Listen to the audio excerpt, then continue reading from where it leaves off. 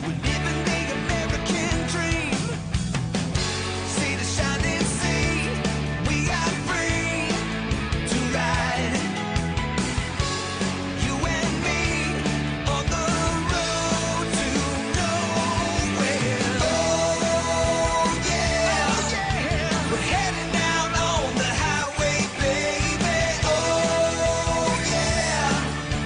heading out on the highway, baby. Oh.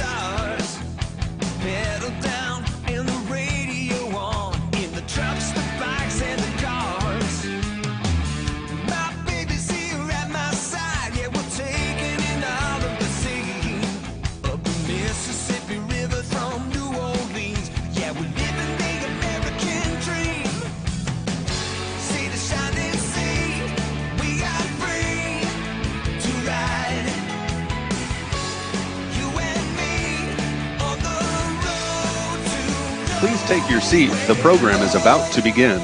Once again, please take your seat. The program is about to begin.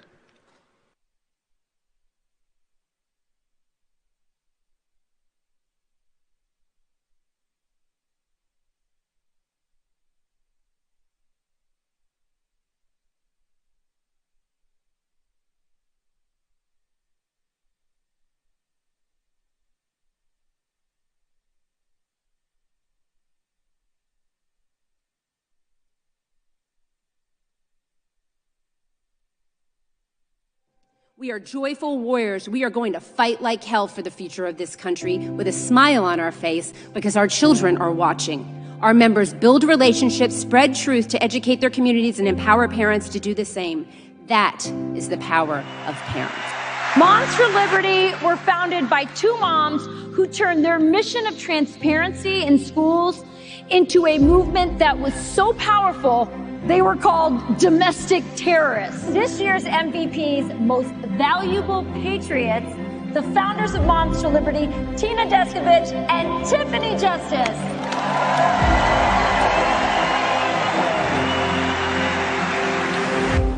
But we want to be clear, we are accepting this on behalf of over 130,000 moms and dads across America.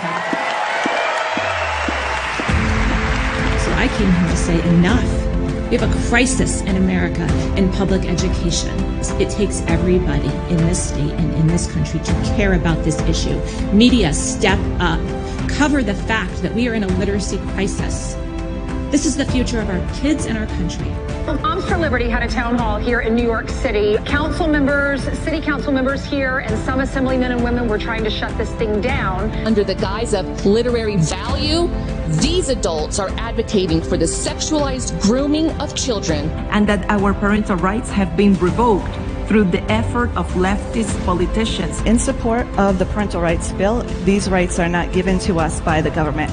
They are endowed to us by our Creator. What is your right to tell a parent who wants their child, who might feel seen by this story? If a child feels seen by this story, that means that they have been the victim of a predator. The radical left is even slandering Moms for Liberty as a so-called hate group. You're a hate group. You are a hate. You hate your children. You hate everybody. You're a hate group. I'm telling you, these people are sick.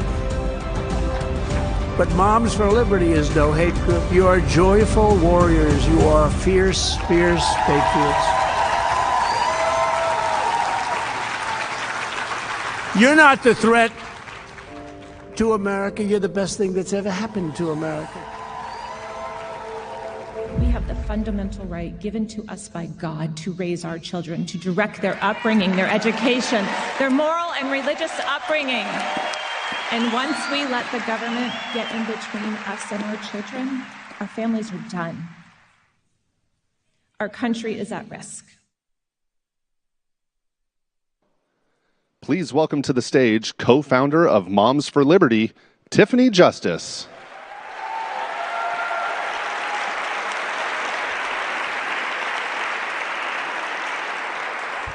Thank you so much for joining us today at Giving Americans a Voice Townhall. Moms for Liberty is a parental rights organization. Our mission statement is to unify, educate, and empower parents to defend their parental rights at every level of government. Every parent has the fundamental right to direct the upbringing of their children. The issues that we care about at Moms for Liberty are not partisan issues.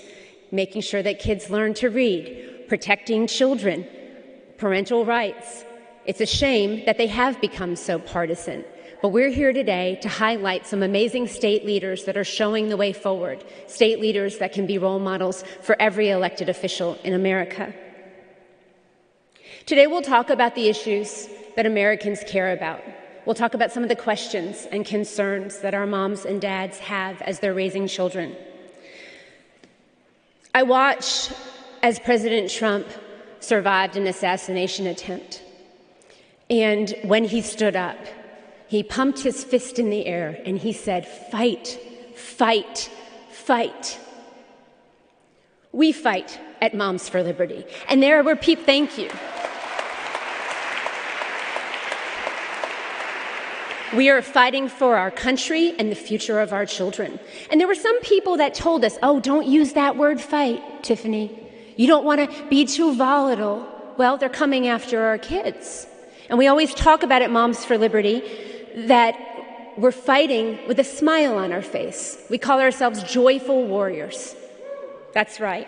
Radical Marxists are trying to steal our children's future. We will not let them do that. So we are going to fight like hell with a smile on our faces because our children are watching us, and it is a privilege to fight for this country. I thank you all again for joining us today. I hope you enjoy. Right now, we'll be joined by Ed Martin, who is the president of the Phyllis Schlafly Eagles, who will give us our blessing. Thank you.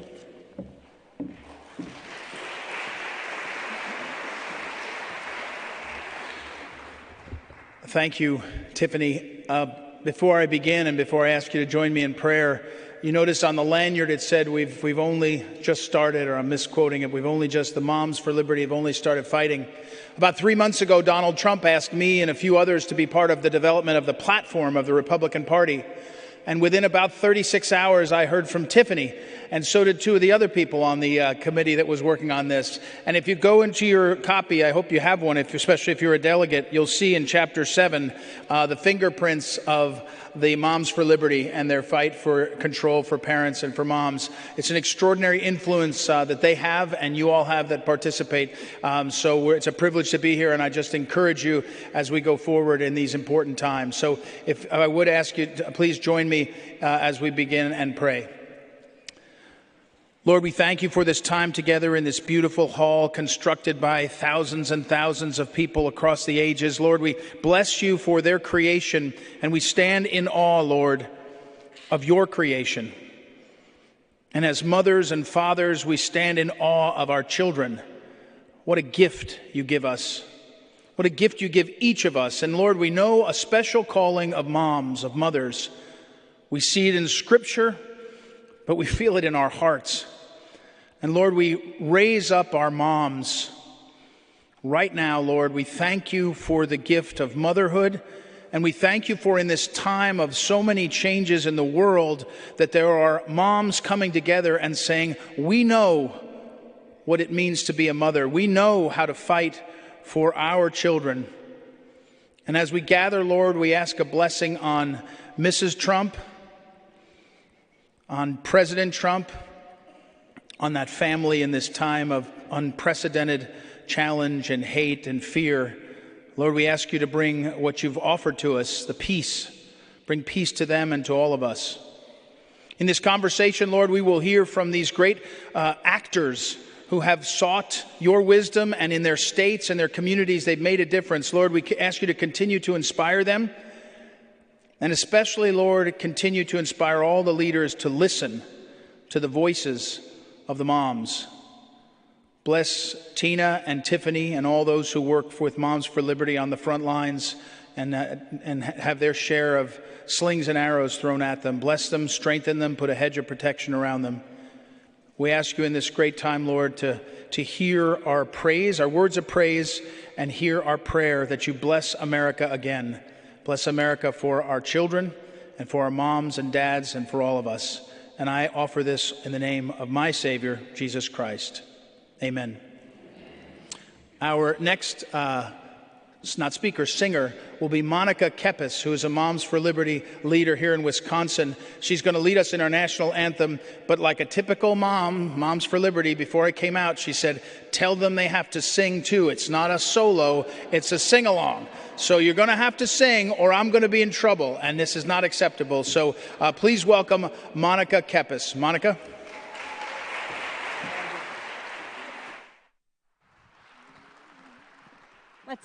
Let's stand.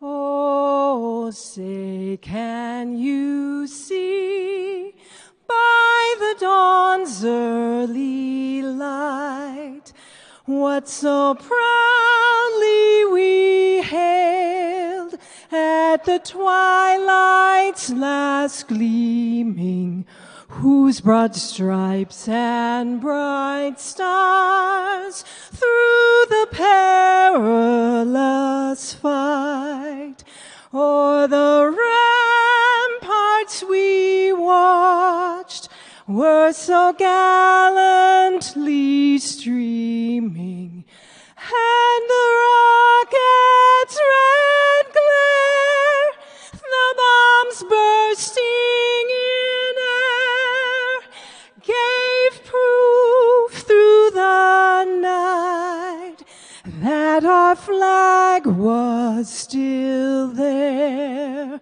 Oh, say, does that star-spangled banner yet wave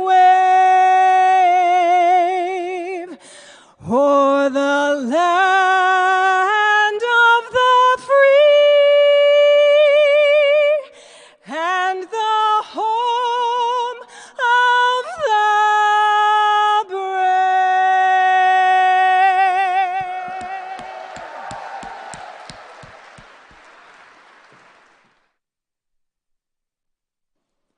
Please welcome to the stage co-founder of Moms for Liberty, Tina Deskovich.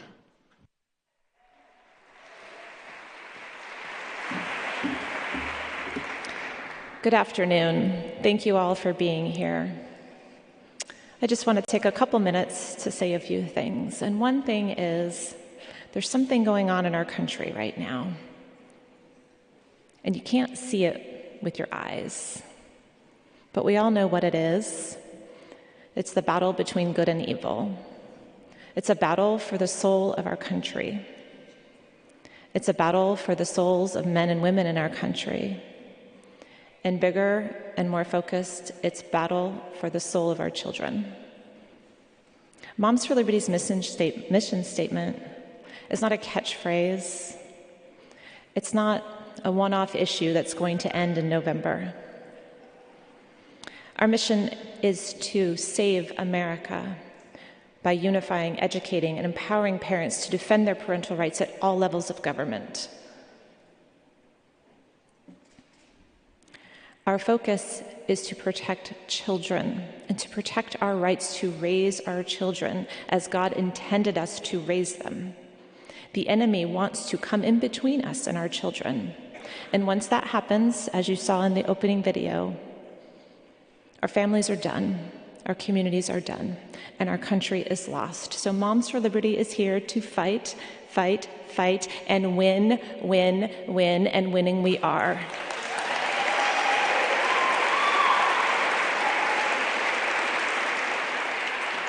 "380 of our members are sitting in school board seats across the country right now. 42 bills have been signed into laws in 12 different states that protect children, open curriculum to make curriculum more transparent in schools, protect parental rights, saves girls' sports, you name it. We are out there fighting on the front lines. All of our 130,000 members across 48 states and 300 chapters are doing this work every day, and because of that, we are winning.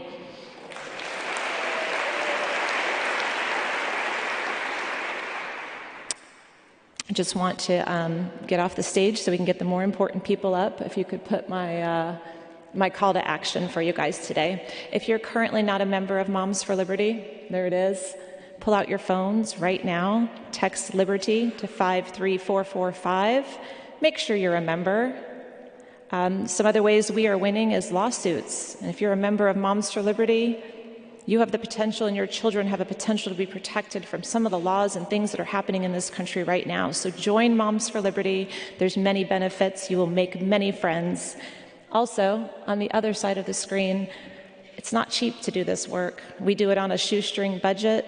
We started with $500, a box of t-shirts in my back bedroom with a 10-year-old computer, and we have grown massively in 3.5 years. But we cannot do that without your help. Even $10 helps. Text donate to 53445. It'll take you right to our donate page. And so now I'm going to turn the time over to the rest of the program. Thank you so much.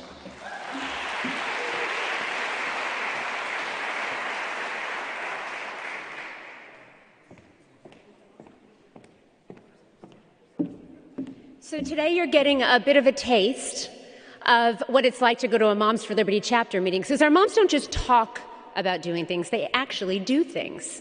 And during the time of COVID, it felt like we were being separated, kept apart in so many ways, right? Lockdown, can't go to church, can't go to school. You can go to the bar or the strip club though, right? Remember that? But Moms for Liberty started having meetings, and we did them in person. And so one of the things that we do at our meetings is something called a Madison Minute. It's important for us to remind ourselves and to teach our children about the founding principles and the foundation of this country. And so Meg Weinberger, who is a friend, the chapter chair of the Palm Beach County of Moms for Liberty and currently running for Florida House, will join us today to share a Madison Minute.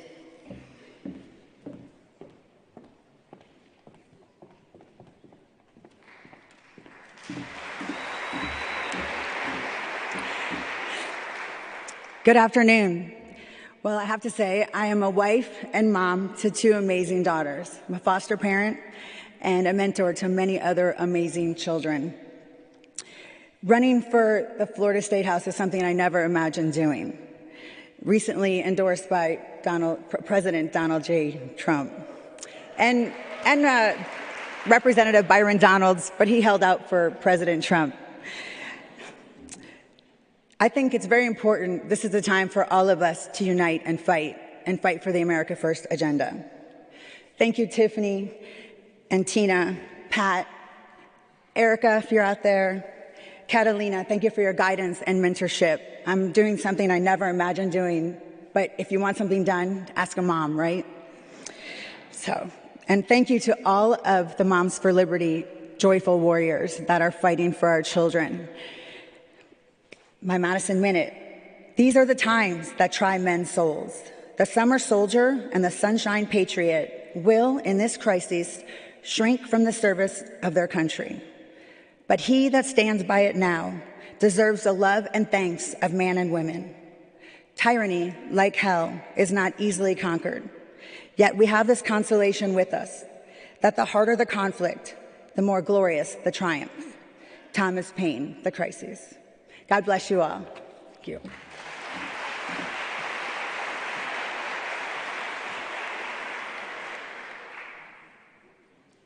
Please welcome back to the stage Tiffany Justice.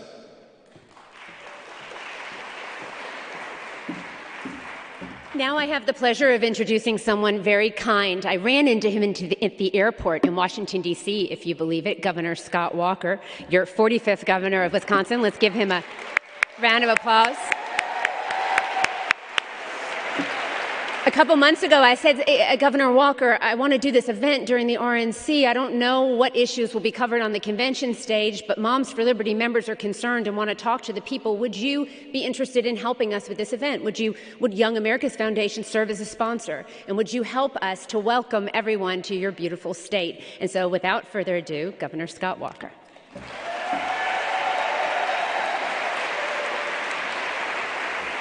Hello. Welcome, everybody, to the great state of Wisconsin. We're so happy to have you here in the city of Milwaukee. Have you had a good time thus far? Yeah. We made it a little bit cooler for you today. A lot of you think it's only cold in the state of Wisconsin. We get all 4 seasons, sometimes all in the same week, but we're glad to have you here. And we're particularly glad to be with Moms for Liberty and part of this town hall and welcoming you here and being part of this great event. In fact, in a minute, you're going to hear from an impressive panel, not the least of which is our great friend and wonderful U.S. Senator Ron Johnson, who's from the great state of Wisconsin as well. A real champion. But I want to welcome you with a couple quick comments. As Tiffany mentioned, we're proud to be partnering not only this event, but with other activities at Young America's Foundation with Moms for Liberty. It's appropriate because what we do is we train the next generation of leaders in the fight for freedom. We help young people in college and high school and now middle school students with conferences, with lectures, with programs, whether it's in our nation's capital where a bunch of our college students will be next week, whether it's just this next weekend down at Dixon, Illinois, the home where Ronald Reagan grew up in, just about 2 hours from here. We have some of our interns from there, here today as well. Or in a few weeks, I'll be back out at the Reagan Ranch. You know, the ranch, the Western White House that the Reagans had during their presidency, we actually took that over a quarter century ago. And we have programs there, again, for college, high school, and middle school students, talking about individual liberties, free enterprise, strong national defense, and traditional American values. Our students for years have seen just the attacks, not just on conservative values, but on even just free speech. And so we're natural allies with Moms for Liberty. What a great partnership. In fact, we took it a step further. Recently, we had an amazing win they're going to talk some more about. But we went to court together with Moms for Liberty against the Biden administration. I don't know if you saw it, but yeah. That's right, against the Biden administration. They made a change to Title IX, which is actually anti-women. Anti-women. They're actually, not only have they made the change, but they take it so far that a student could be charged for speaking out and concern about a man, someone who was born a man, trying to compete against someone born as a woman. Now, the good news is we poll even in college students today, not just our students, nationwide, college students overwhelmingly say it's not fair for someone born a man to compete against someone a woman. So even college students get it. We won that initial part of that case. We need even more efforts like that going forward to succeed. We're going to do that. This is the right city to be in. Last night I sat with Tommy Thompson, the former governor. He helped lead the charge for school choice here 34 years ago. We expanded that. That was about empowering parents here in Milwaukee, and eventually, as governor, expanded statewide. Moms for Liberty is helping to do that, not just in educational choice and freedom, but with standing up for the rights of parents, particularly moms, but parents and grandparents all across this great country. Thank you for being here and being a part of supporting that effort as well. God bless.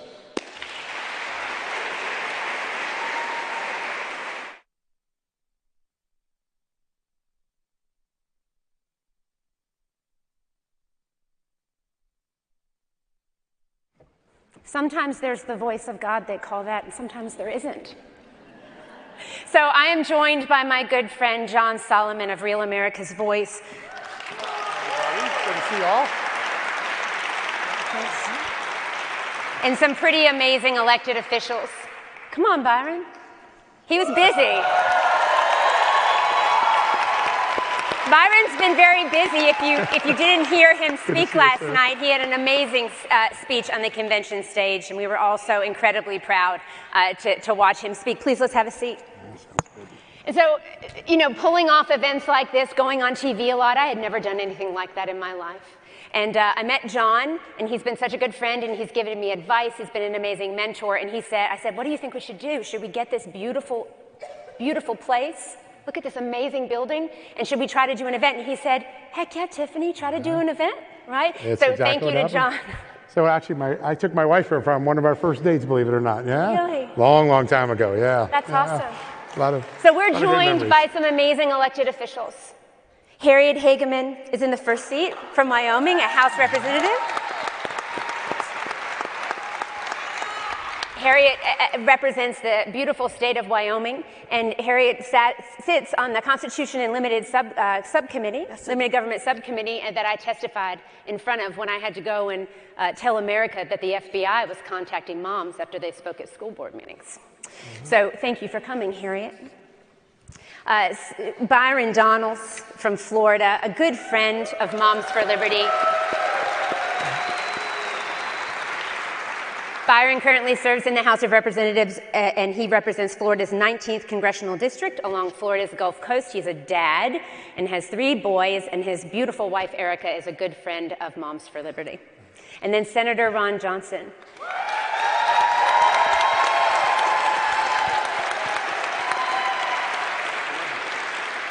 You have like home advantage here. I don't know what to say about that, but you're amazing U.S. Senator who's been serving since 2010 after running a successful business. And I heard you started on the Chamber of Commerce, kind of tipping your toe into some of the different representative things that you've done. And so we want to talk about business in Wisconsin today. So I want to start by talking about the historic moment that we're currently living in. I think we're all going to be able to remember where we were when President Trump was shot. And we could be in a very different place today if God had not intervened. So Moms for Liberty has been the target of a lot of weaponization. Yes, they have.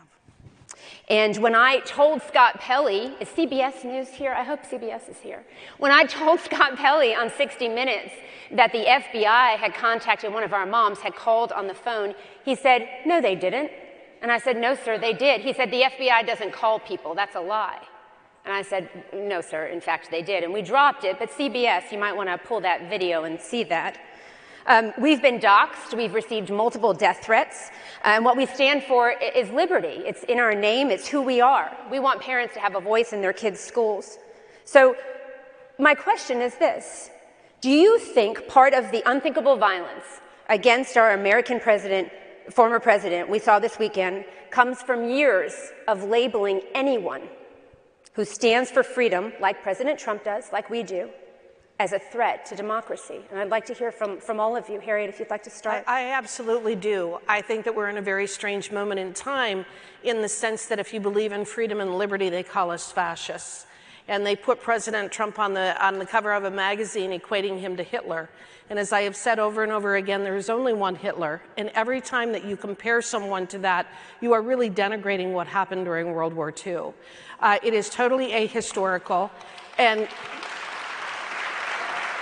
it's a level of slander and libel that is beyond the pale.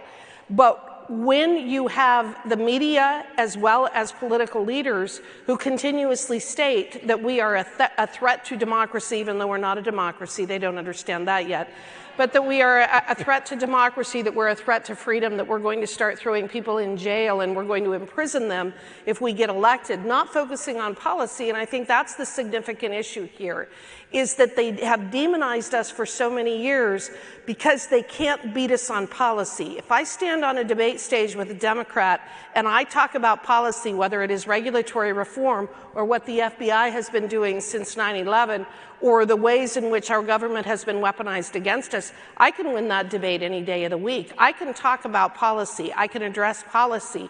They don't want that debate. They want to demonize me as someone who is anti-woman, as absurd as that may be, or that I believe in fascism, which is even more absurd than that.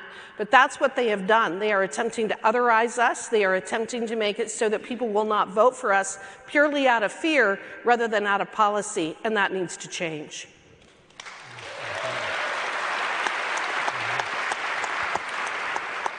Byron, you spend a lot of time with the president. Your family's with you a lot. What comes into your mind when you see this violence that's rising and the threats against us? Well, first of all, what Harriet said is absolutely correct. And Harriet, thank you for joining us in Congress. Yes. I thank you so much for being here with us, really, seriously. She's a phenomenal member, everybody, phenomenal member. Thank you. I will tell you that on Saturday, we were at home kind of getting ready to come here to Milwaukee. And the TV, it wasn't on news. I was decompressing. We were kind of all decompressing, getting ourselves prepared for the convention. And my wife's mother called. And I could hear her voice, and it was frantic. And so we turn the TV on, and at that point, you're just in shock. My wife and I, we were in Miami at the rally in Doral a few days before. We've been with President Trump on the road. And when that occurs, everybody is shaken. Everybody's shaken because at this point, you understand that the level of I don't want to say it vitriol, I will say the level of venom has reached a point where now you have somebody deciding to take lives into their own hand. President Trump, really by the grace of God, is with us today. But really, and I told him that last night. I said, sir, the hand of God is on you. But you have Corey Comparatone, who lost his life at that rally, protecting his wife and his daughter. And so when that type of venom in our politics reaches its fever pitch, where now you have incidents where you have one person trying to literally snuff out the life of another, that's when it's gone too far. I think that we can have our disagreements in politics, all well and good. We're going to do that. But there is a respect and there is a tolerance that we must have as Americans, even when we vehemently disagree. I think that, I'm quite sure Senator Johnson has had it. I've had it. Harriet, if you have not had them, Harriet, they're coming at some point. The threats that you get to your office line, people who want to threaten you or threaten your family, we take that stuff seriously. But I think the message you're going to hear Thursday night from the president, but overall is we are one America. We are a united people who are focused on making our country great. And you can have your disagreements, but at the end of the day, we do not want to end the lives of other people in our country. I think that's got to be our mode going forward. In terms of the shakenness, at that point, you have a decision to make. Are you going to stand firm and continue to fight for this country to be that more perfect union? Or are you going to recede into the background? And I think that when you have, whether it's a gunman or these radical activists who protest you guys here at Moms for Liberty and all that stuff, you have a decision you're going to make. Are you going to stand firm and fight for this country? And I'll tell you that President Trump is going to stand firm and fight for this country. I stand with him. J.D. Vance stands with him. We're gonna do the right thing and make sure that this country is great for everybody. Thank you, Congressman. Senator, a question I get often when I'm out on the street: why can't government get things right? We've gone through an era where public health institutions that we gave hundreds of billions of dollars to got things wrong on COVID. We got the FBI that can't even get basic applications for search warrants right. We have a Secret Service that couldn't even protect an obvious sniper's perch. There's a moment in this election where I think people are voting for a difference in government, not just a difference in candidates. What's the best advice you have for people here to make a difference in terms of reshaping and fixing a government that seems often out of control? So I come from small business, small to medium size. And even though large companies have all kinds of resources and can sometimes be difficult to compete against, it's often very easy to compete against them because they're big old bureaucracies. The vision of our founding fathers was government close to the governed at the state and local level, where it was going to be more efficient, more effective, more accountable. I first want to thank Moms for Liberty for doing what you're doing, for holding this conference. Welcome everybody to Milwaukee and Wisconsin. But to veer off and kind of answer the first question, there's no doubt the vitriol in our politics is not helpful. But once again, when you see and we'll see more about the shooter, the initial interviews was this was a loner in probably a large school, being bullied all the time. And I'm hoping if there's one result from Moms for Liberty, and this is actually going to all be tied together here, is we start moving away from these massive, large schools, and we start moving more toward, the old one-room schoolhouse. My daughter, with our grandkids, they started an Acton Academy, which is by and large a one-room schoolhouse, and they're just oversubscribed. People can't get enough of it. It used to be an oddity that people would homeschool. Now more people are doing so because during COVID, parents are looking over the shoulder of their kids and they're seeing what these large schools, these large bureaucracies that can completely out of control and unaccountable. Does that ring a bell with anybody? The federal government just about every level, all these schools. So from my standpoint, it is about size. It's about the inefficiency of bureaucratic institutions at every level. And so I would love to see our businesses, all this consolidation is not good, becomes less competitive. These businesses become, again, sclerotic and uncompetitive. But that would be the thing I'd like to see our society move in, and more involved in community. With the advent of the internet, and it's brought wonderful things. Okay, internet's a marvel, but comes with it the lack of socialization, the vitriol on social media that also can ostracize and bully children. So it's really about, from my standpoint, regaining our communities at a local level, and that's where our government should be as well. So you brought up education. We're going to talk a little bit about, Byron, your convention speech last night. You started off by talking about your mom and how important your mom is to you and how important her guiding hand in your education has been. And so I just love to hear a little bit about your vision for the future of American education as a dad, as a former student, a dad married to someone who's a pioneer in educational freedom, Eric Donalds, who does amazing work. So love to hear from you. So first, let me give the non-convention speech. My mom is tough, man. She did not. Whew. Mom, I love you. Needed to be. She needed to be. My mom is a tough lady, and for her, education was my way out of the inner city. My mom didn't want me to be a statistic in the streets of Brooklyn, New York. She wanted me to be able to move past just the crime and the issues that are around you when you grow up in the inner city. As an inner city kid, you have to grow up fast because you have to be able to see all angles and all things. And my mother just wanted a better life for me, and she knew I was smart and she knew I was capable, but she had to just direct me in environments that could make that happen. When in 1984, 1985 in Brooklyn, New York, there was no such thing as school choice.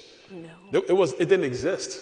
So for her, she had to make the decision to sacrifice cars and vacations, renting a bigger place and all that kind of stuff because she wanted to put her son in an environment where he can excel. My first private school was a brownstone in Flatbush, Brooklyn. That was an all-black private school. The lady that ran it, Miss Pendarvis. I shudder to remember Miss Pendarvis. God bless her. God bless her, because she got me on the straight and narrow in a lot of different ways. That's back when you could paddle. Like, you could paddle back then. So, but all those environments helped to really shape me. My mother went on to become a teacher. She went on to become an administrator, an assistant principal in the public system, the public education system in New York. In one of the schools that she was at, it was a hybrid building where one half was the traditional public school, the other half was a charter school. And the kids could test to go into the charter schools. And she would call me and be amazed about how much better the kids were doing in the charter school environment and the public school environment. When I got elected to the State House, and my wife Erica, who does tremendous work in education, see you over there, honey, love you. But the tremendous work that she does in education, at first I was charter focused, but as I went on in my evolution, I really became choice focused. Yeah. What you really want is an economy for education. Like you have an economy for telecommunications, like you have an economy for housing, not like how you have an economy in medicine, because it's not really an economy, and that's one of the reasons why it's bloated and the prices continue to rise. But when you have true economies where people can buy and choose services, what ends up happening is the price per student or the price per credit hour actually goes down, but the quality goes up.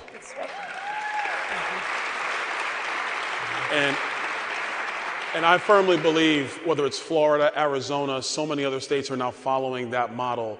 The true vision for our country is having an economy of education where parents are at the head of the line, choosing the environment for their child. And in that environment, then you get down to what you're talking about, Senator, of having the smaller schools or the more functional schools for that individual child to find their strengths, to find their talents, and to find success in our country.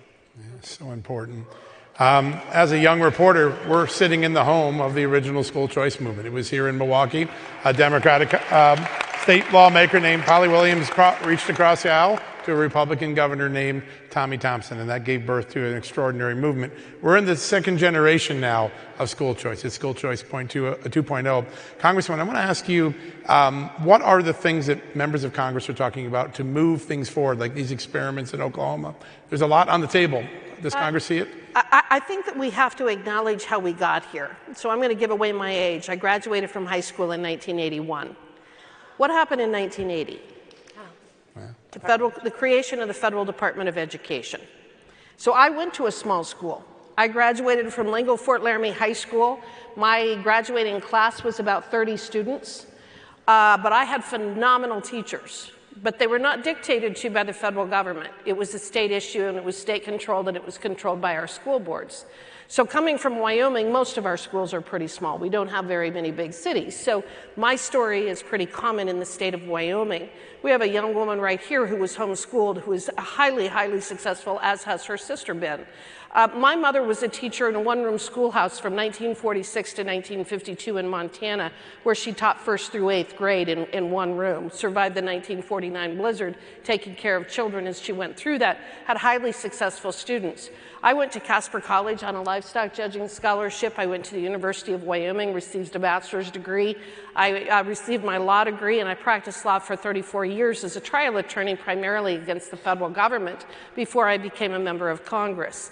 In other words, we know how to educate kids. We know what to do. We know how to teach. We know. I can tell you the name of every single teacher I ever had, because they were phenomenal teachers, because they were very, very good at their craft. They cared about their community. They cared about their families. They were teaching their own children as well as their friends, their best friends' children.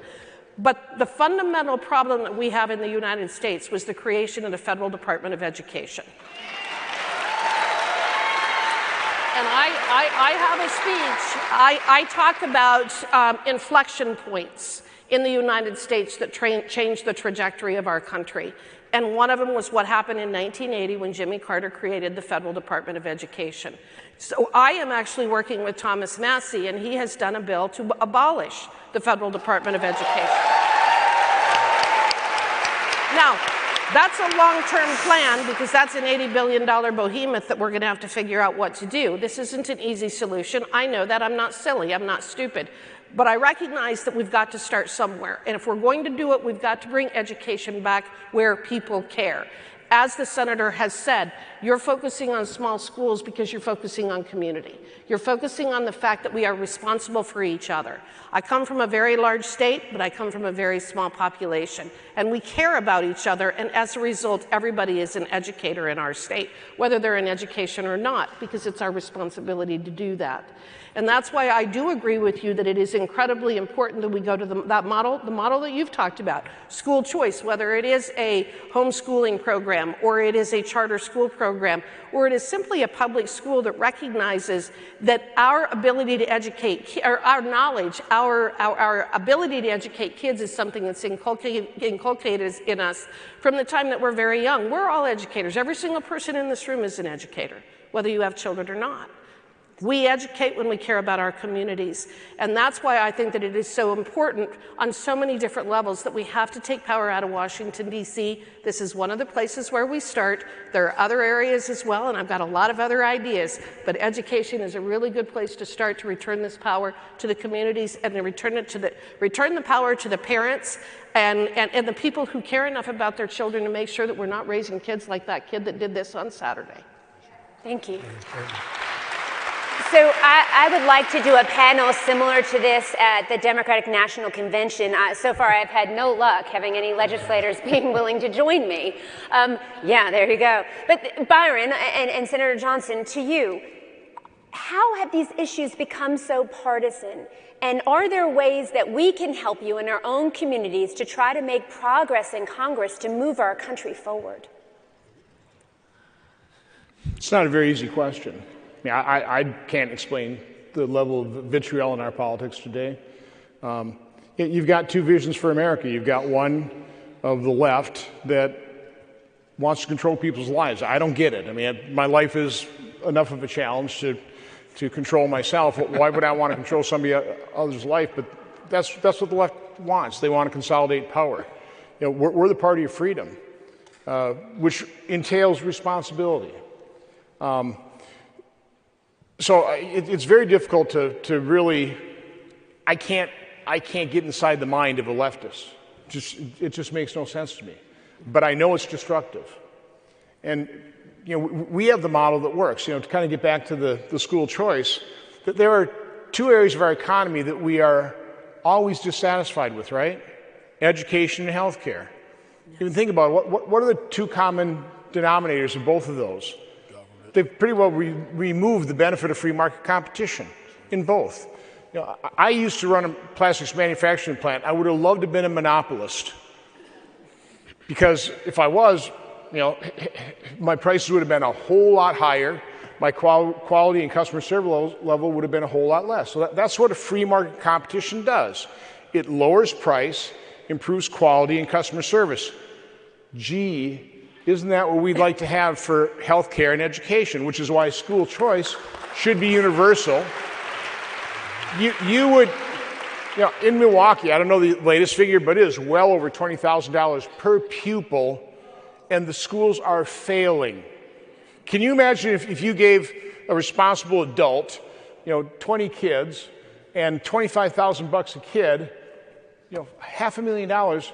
Can you educate these people? Yeah, I can do a really good job, okay? But our education systems fail because, again, they're these massive bureaucratic institutions where the bureaucrats are far more interested in their job, their power, than actually perform. Let's face it, teachers' unions are not about educating kids.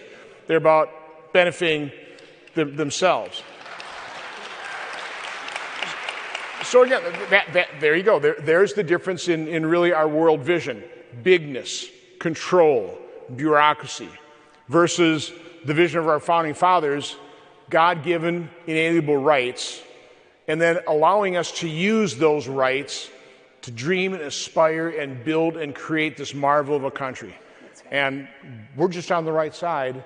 Unfortunately, the media and all these institutions have been infiltrated by the left, and they've got an awful lot of power, and it's not a level playing field right now. I mean, the only thing I'll add to that, Tiffany, just specific, the reason why you're not getting that DNC invite is because of the teachers union. Because with the teachers unions, and I think it's important, you have the teachers and then you have the union. Yeah. Those are two different things. They are. The teachers, they're just trying to do their job, man. They're trying to do their job. They love these kids. They're trying to educate them.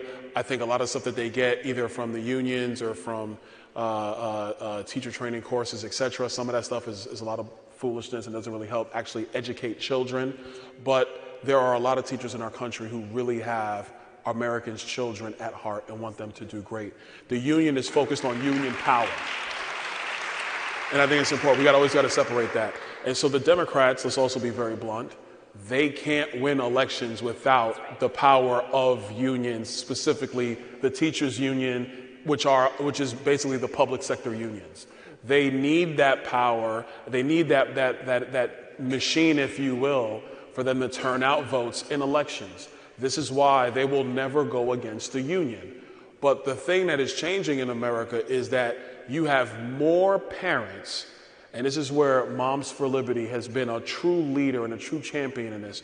You have more parents in our country who are saying, you know what? My kid deserves more, and at least these ladies are trying to find a way for my kid to get more. And that's the real power of the movement. I think you're going to see this movement continue to grow. The inertia is going to continue to grow. And I was speaking with, it was years ago when I was in the state legislature, I was speaking with a large group of teachers. It was the Delta Sigma Theta Sorority Incorporated. It was their symposium, and it was me versus the head of the teachers union in the state of Florida at the time. And you could imagine, I was in a tough room. But what I told all of those sorors, what I told all those teachers in that room was, even in an economy of education, you're still going to have a public school system. You are. Because you have too much infrastructure. You have so many classrooms. You have so many schools. You have fields. You have all of the infrastructure that has been funded by taxpayer dollars. You're not going anywhere, frankly, for at least 70 years. That's just the way the whole infrastructure model has been developed. But it would be in the best interest of the public school system as well, because they would see these micro schools and these other ventures doing amazing things. And a funny thing happens when competition hits the scene. It makes everybody better. So I think everybody being better has to be our message and our mission going forward. Yeah, very wise. I was just going to ask you, Representative Hageman, right now, where we are in America with education, the things that we're talking about, right, the partisanship, how can what does it mean, first of all, for people to support you? When you go home and you hear from your constituents, I want people to understand that this is a relationship. We're building a grassroots army at Moms for Liberty. People who are elected, you can't do it by yourselves. You need us on the ground. And so talk a little bit about that. And then if we could just close and say, how can we help you to accomplish your goals going forward? So I also come from a long line of teachers and educators. My grandmother, my mother, my sisters, my sister-in-laws, long line of educators. And they can tell you that education has changed over time, because we are getting to be, we're bringing things in that should not be about, that are not about education, have nothing to do with education. And that's the federalization part of it. As far as what I hear is that what happened in 2020, when they closed down the schools and it gave everybody a glimpse into what was actually happening in our education systems, I think that it was actually a seismic shift. And as drastic and as horrible as that was, and the long-term consequences of it, we're going to be feeling for decades. I feel my heart breaks for the children who had to suffer through what happened during that period of time. But it also helped to create organizations like this. It woke people up to what was actually going on. Because it isn't just the Department of Education that is failing us. There are many other federal agencies that are failing us. We just don't have them affecting our children or so directly that you could actually watch it on a Zoom screen and see what was happening. So people are very, very concerned about this. They love the idea of the grassroots organizations that are standing up and people are saying we're not going to take this anymore. So I do town halls around the state of Wyoming, and it's a big state. I have 23 counties, but when I go in there, I have Moms for Liberty at almost every single event that I have. Someone from Wyoming who has started a chapter, or else they're traveling to go to my town halls, and we are talking about education and what we need to improve the situation. So keep doing what you're doing. Get the message out there. What we're doing is protecting children. No one should disagree with that, and that's why when you say, how did this become a partisan issue? I think we need to ask the other side. Because it shouldn't be a partisan issue. I want to protect your children as much as you want to protect mine. That is the community that I am talking about. Whether it is in Lingo, Fort Laramie, Wyoming, or I'm in New York City, it doesn't matter where I am. I want the best thing for the children in this country. That is the future. That's how we continue this grand experiment of this constitutional republic that has survived for 248 years. I want to make sure that we have the health and well-being of our children as front and center.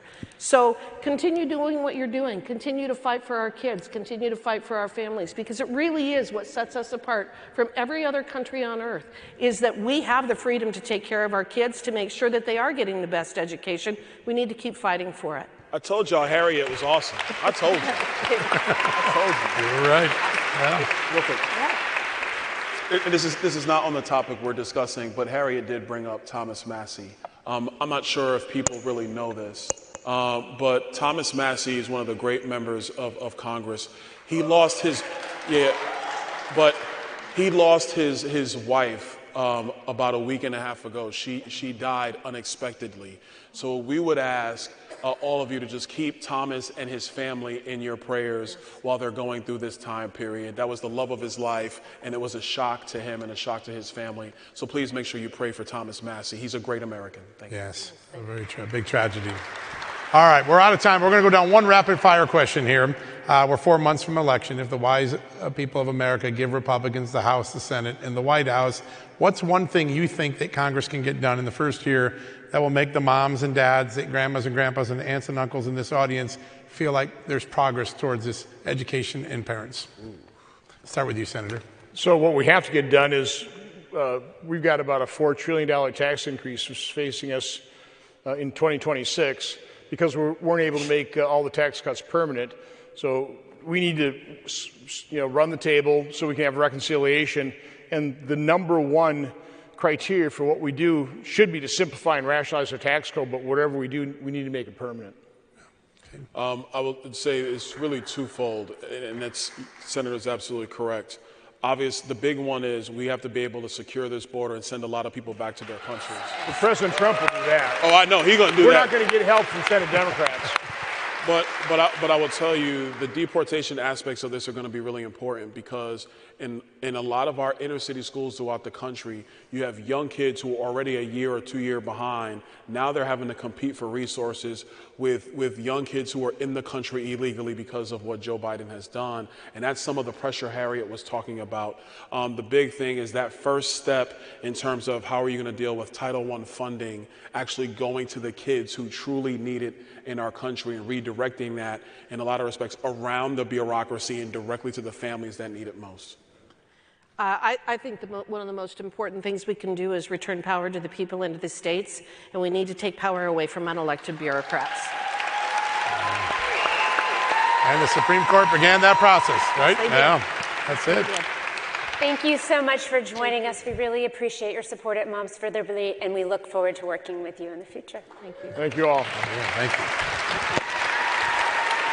Congressman, thank you. It was such an honor to have you here. Thank you. Congressman, thank you so much. Senator, thank you. Good That to was see you. really fun. Thank you very much. You're awesome. Thank you.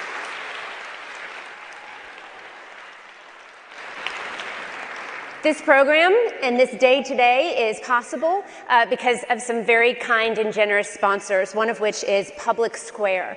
Michael Seifert is the founder and CEO and president at Public Square. Under Michael's dynamic leadership and after going public on the New York Stock Exchange only 30 months after its startup status, Public Square now hosts 6 wholly owned businesses, including Cordova and EveryLife, which is the fastest growing baby brand in the world.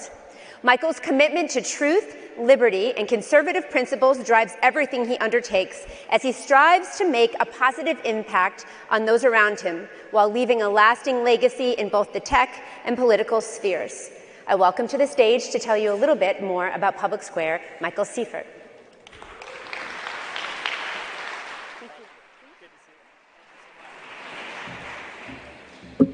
Ladies and gentlemen, how you doing? Good to see you all. My name is Michael Seifert, and I'm the CEO and founder of Public Square and a few other businesses as well called EveryLife and Cordova. I'm going to tell you a little bit about those, but I actually want to speak mostly today about the power of moms. My wife is a mother. We actually had our first baby 20 months ago. It was incredible. I'm loving it. I'm so grateful for Moms for Liberty because they have rightly recognized that if you want to change the country, you have to capture the hearts and minds of moms and turn that into proactive action that actually penetrates the school system, the educational world more broadly, the economy, the political arena.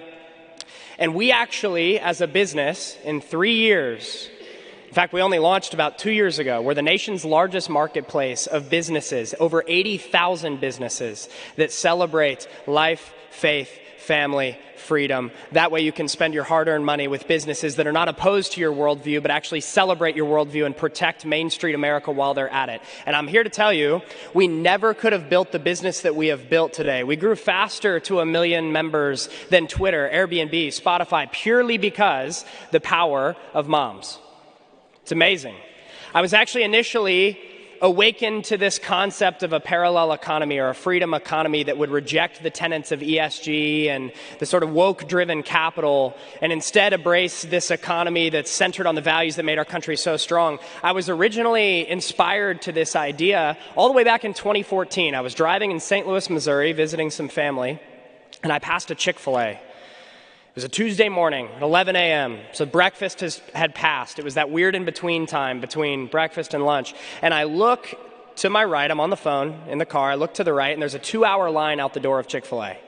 It's like, what the heck is going on? So I pull over, I get off the phone, and I Google what's happening at Chick-fil-A today. Turns out it was National Protest Chick-fil-A Day. You remember that? You know what's funny? The 2-hour line out the Chick-fil-A, those weren't protesters. They were supporters, taking time out of their jobs. They had lawn chairs, umbrellas, the whole nine, to support Chick-fil-A, mostly driven, by the way, of moms. Turns out it was Chick-fil-A's most successful day to date.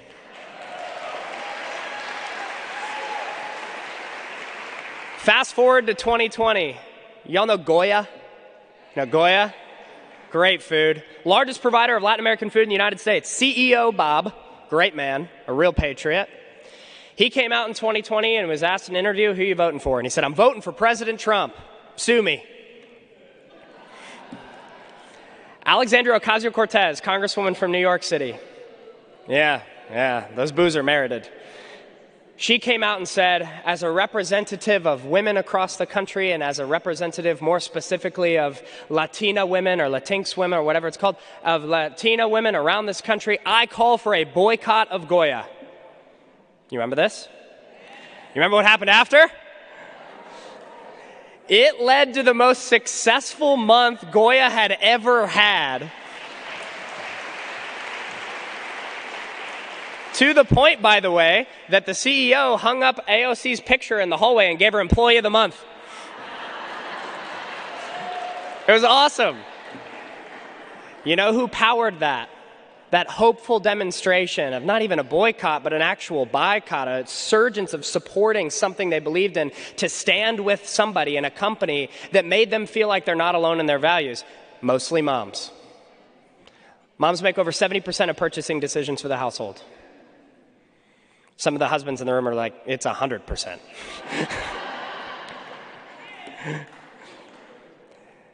COVID comes around. We're in this awful situation around the country. They're targeting kids, massively disrupting their education environment. The gender nonsense starts coming in, compounding as well. The people that stood up against it, moms. California today, passed AB 1955. By the way, this is my home state, so it's very personal. California passed AB 1955. Gavin Newsom is saying that now it is illegal at the state level in California for any school district to require the school's teachers to notify the parents in the event that a child in their school system says that they're transitioning.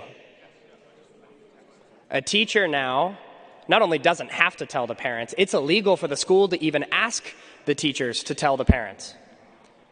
The state wants to teach your children, and they want to own your children. You know who's spoken out the strongest against this? Moms. Guess what happened 30 minutes after that bill was passed today?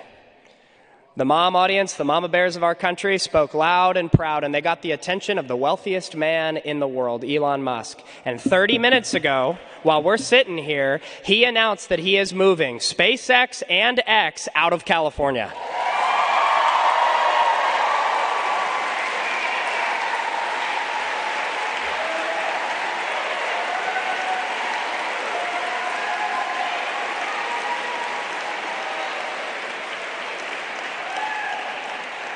The power of your activism knows no bounds.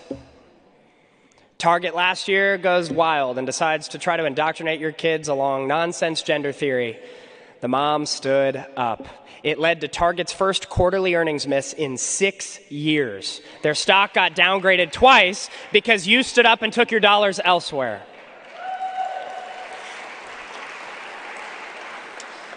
When we built our company, I had the idea for Public Square, a marketplace that would celebrate life, faith, family, freedom, that would not lecture you about politics, but instead would provide quality goods and services from American-owned small businesses. I had that idea, and when we launched this platform nationwide, July 4th of 2022, just over 2 years ago, sure enough, the people that built our company were the moms. It was incredible to witness. And then, you know what the moms ended up telling us? They said, hey, this marketplace is amazing. One brand that you don't have represented, or one industry you don't have represented on your marketplace, is actually baby goods. The moms told us that, believe it or not, and this one will blow you away, so I'm glad you're all sitting down. Did you know that every single major diaper brand in the United States today, either vocally or financially, supports abortion? Yep. All of them. So moms were coming to our site, and they were not finding diapers and wipes that wouldn't lecture them about abortion and take their money and spend it on abortion. They said, you guys should start a diaper brand. So you know what we did? We started a diaper brand. And I'm happy to tell you, Every Life, which is the brand that we started, just celebrated its 1-year anniversary on Monday. And that brand now is the fastest growing baby brand in the entire world. It has been, yeah, amen. In fact, 6 months in, Elon Musk, going back to Musk here, tweeted, having children is saving the world. We don't have a ton of money, limited budget, but I believe limitations breed creativity. So we got in the room with a group of moms that were consumers of ours and said, well, gosh, what should we do to really capture the nation's attention to celebrate this message that actually having children will save our country? Strong families build a strong nation. You know what we did? We got a billboard in Times Square. We put Elon's tweet up in the billboard in Times Square. We had a tweet above it that said, we at Every Life fully endorse this message. We believe having children is saving the world. We put it up there in Times Square for 30 minutes. We only spent $6,000 on the billboard. We got a mom audience to descend in Manhattan to video that billboard, tag Elon Musk, and you know who endorsed it? Elon Musk. Thanks to the power of the mom audience, this brand now is launching in South Korea in partnership with the largest retailers in that nation to become the official family brand of South Korea. All because the moms have celebrated a message, thousands of ambassadors, and have taken it around this country. Now, husbands, you have a lot of value too. I have a lot of value. We're called to lead. But at the end of the day, today, and this organization, Moms for Liberty, is about celebrating the moms that are building a new economy, the moms that are building a new education system, the moms that are building a new political way of doing things that actually celebrates and champions the generation coming after us and does not seek to indoctrinate them, distort their ideology, and ultimately co-opt them into their perverse political ideas. That is why Moms for Liberty is such a special organization. It's why we at Public Square and Every Life are so proud to support this wonderful organization. And I cannot tell you how strongly I firmly believe that the moms of this great nation will be directly responsible for the new American Renaissance era we're walking into. The mama bears are awake, and my child and her future children will be better off for it. So I'm going to show you a video of what we're doing at Public Square and Every Life. It is an absolute honor to be here, and I hope you all have a fantastic rest of the convention week. Thank you all.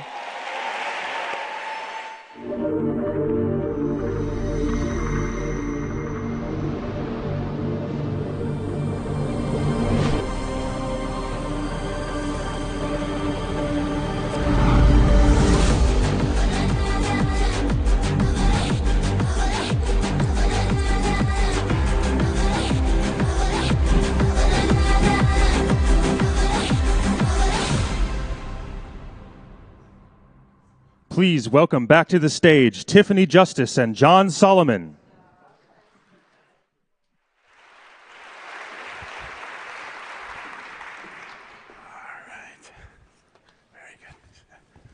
All right. You guys, come on out. We'll do it all together. That's good. All right, folks. The next panel, I've been blessed over the last 2 years. Look at this. We have 3 generals on stage. How about that? Yeah, very impressive. Over the last couple of years as a host on Real America's Voice, we've had some extraordinary litigations, cases that have really defended the Constitution, changed the course of history, and in some ways reined in bureaucrats who thought it was their government, not your government. These 3 folks here are right at the forefront of that constitutional fight. Joining me from the great state of Louisiana, the first female Attorney General in the history of the state, Attorney General Liz Murrill. Good to have you here today. This next guy may require a title change soon. We'll see how the election turns out. He's running for governor of West Virginia, but since 2013, right, sir? You've been the Attorney General of West Virginia, and one of the most important law cases in the last century in American history was brought by West Virginia. West Virginia versus EPA, the first major court ruling to rule in the regulatory state. Attorney General Patrick Morrissey, good to have you here, sir. All right. And a newcomer, but he's on my show all the time because there's always a lawsuit. It seems like every couple of days, from the great state of Missouri, Attorney General Andrew Bailey. Great to have all three of you here today. Really excited. You're going to kick us off with a question, right? Let's talk about Title IX. This is an issue that a number of attorneys general across the United States have been weighing in on. Moms for Liberty just got a preliminary injunction out of the 10th Circuit. That was Kansas, Utah, Alaska, Wyoming, that we were going to be able to stop Title IX from being implemented. It's supposed to happen August 1st. Title IX, a 52-year-old rule that was supposed to safeguard opportunities for women in education, in sports. In the Biden administration, the DOE has decided that they wanted to redefine sex to include gender identity and sexual orientation. Liz, I'll start with you. You and I spoke before the Supreme Court recently, saying we will not allow boys in our girls' sports teams, boys in our girls' bathrooms, and we will not allow schools to keep secrets from us as parents. Can you talk a little bit about what your state is doing to push back against the Biden administration? Well, you know, just in the Title IX context, I mean, we've filed quite a number of lawsuits. I was the Solicitor General before I became Attorney General, and I think I'm up to over 40 lawsuits against this administration. That's maybe a conservative account, many of which I'm partnering, you know, with my fellow Attorney Generals in. But the Title IX one was special. I mean, I was proud to say that 13 minutes after the rule was published, we had a lawsuit on file with a number of my state colleagues, and that this one in particular was the culmination of a number of prior attempts by this administration to change the meaning of sex and implement this. So I was grateful to have the partnership of our Superintendent of Education, Kay Brumley, who joined, and then we ended up with over 20 school boards who actually joined. And I represented them all, but it was just great to have such a strong coalition saying no. This is not only contrary to common sense and it's unsafe and it's legally wrong, but we will not comply. And that was kind of our message: is we will not comply, and we are confident that we will win this lawsuit. And we did. I mean, we got the first injunction. So. Wonderful. General Morrissey, General Bailey, either of you like to weigh in on this issue? Absolutely. So it's interesting because I think many of the AGs are very knee-deep in fighting back against the Biden Title IX issues. In West Virginia, we've been really busy defending our Save Women Sports law, which raises a lot of the same questions that are coming up on the federal level. And obviously, when our legislature had passed that, dealing with it, providing protection for women who are really worried about the loss of athletic opportunities, we went in and we had the opportunity to really build out a record as to why all of the efforts that legislatures have been engaged in over the last 50 years have been proper, because there have been sex-segregated sports for time immemorial. And in fact, Title IX built that framework in, and it's only in recent years where people are starting to say, let's try to have this hulking male play sports with women. And in West Virginia, our legislature got out in front of that. They passed a law barring that from happening. And then we went into court. We actually had an injunction immediately slapped against us. But then we went through a process and literally submitted 3,000 pages of evidence, 400 docket entries showing the biological differences between men and women. And we had a district court judge flip his position because he saw the evidence. Men indeed are different than women. What a concept. And I think we're very hopeful this may actually be the first major case teed up, because we just filed a petition for cert at the U.S. Supreme Court last week. and we're hopeful we're going to get a good reaction from the court. There are a number of these cases. 25 states in the country have these laws defending the integrity of women's sports, and now we have a chance to get this teed up right before the Supreme Court. It's our hope that it takes off the table a lot of these radical Title IX proposals that are coming from the Biden administration. States are very involved in it.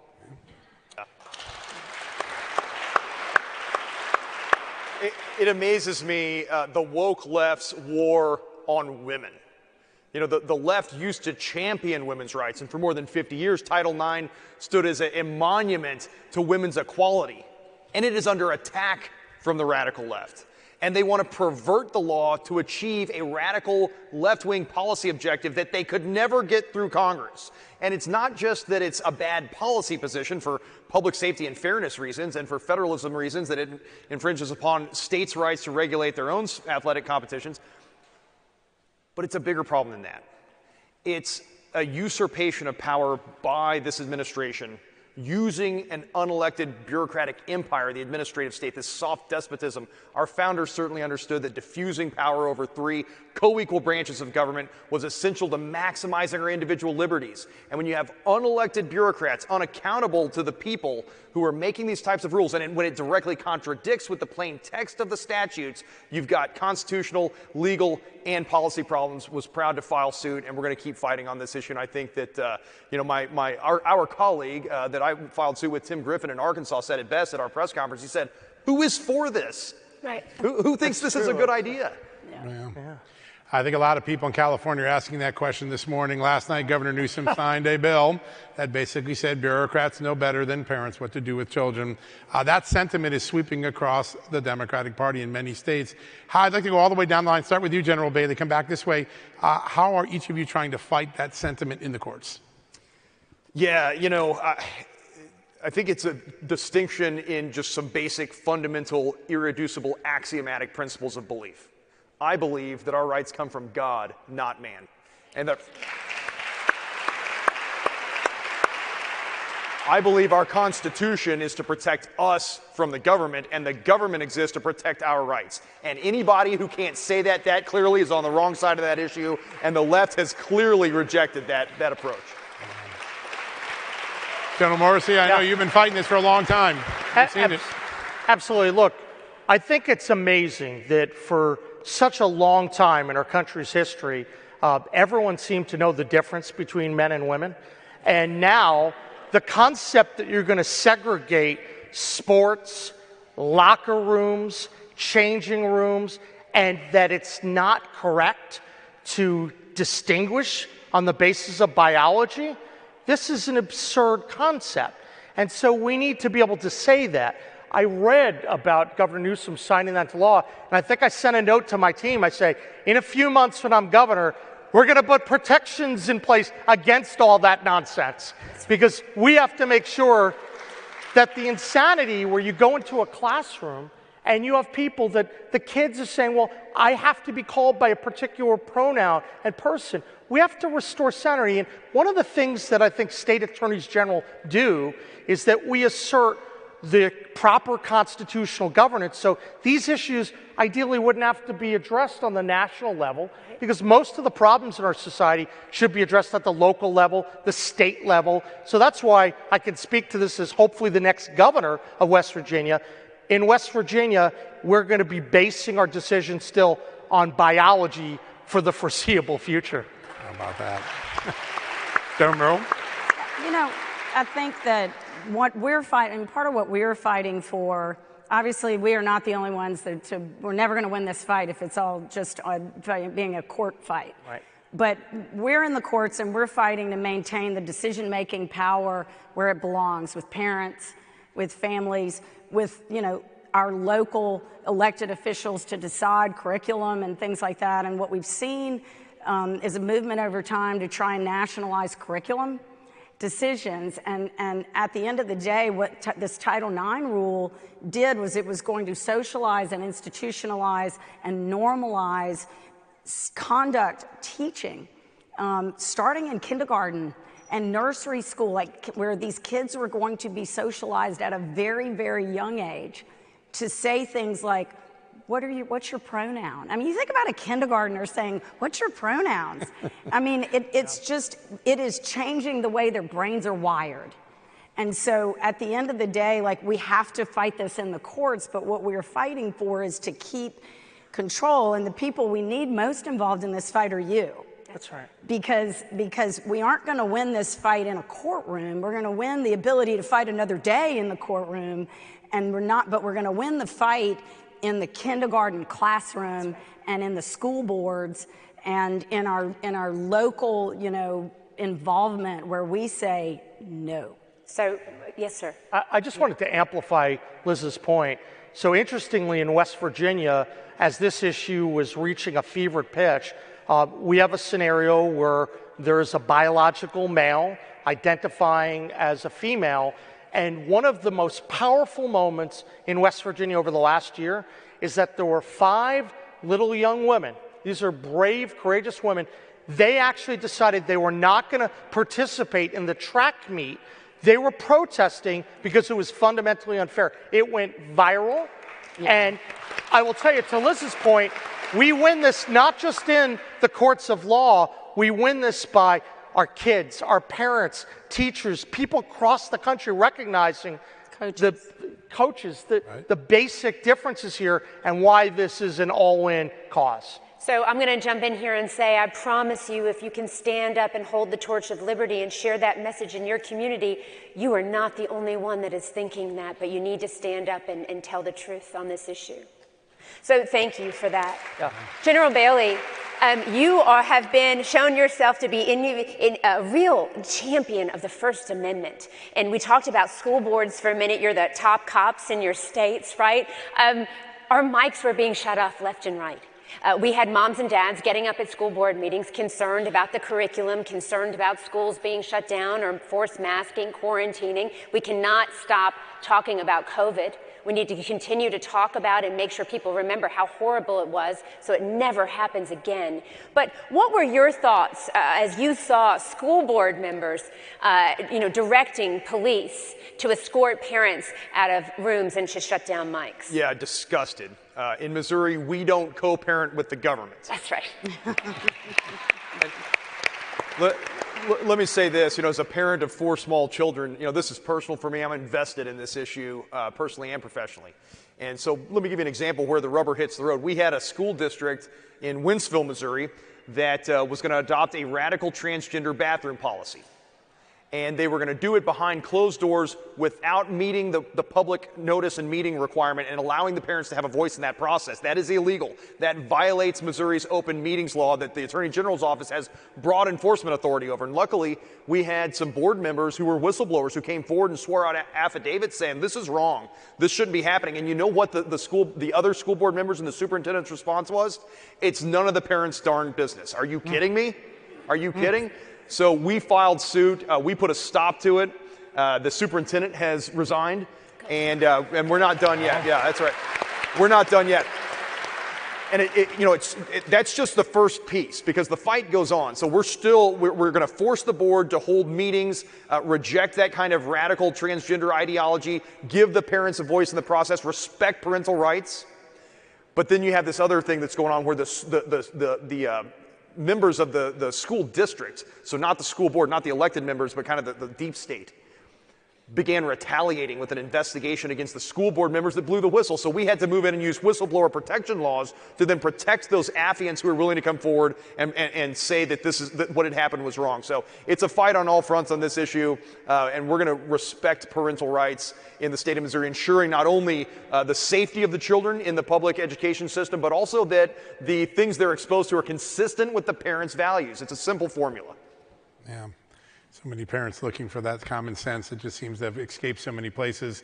General Merrill, I think a lot of people heard about this decision a couple of weeks ago, Chevron doctrine. It sounds, that must be something to do with oil. What's that about? Well, it does. I guess it started with oil, but it really is a fundamental win for individual rights and the crushing of sort of a very large administrative state. You're quarterbacking lots of lawsuits. How does the Supreme Court's ruling there begin to empower parents against bureaucrats, parents against federal agencies? It seems like this is another landmark decision like West Virginia EPA. It absolutely is a landmark decision.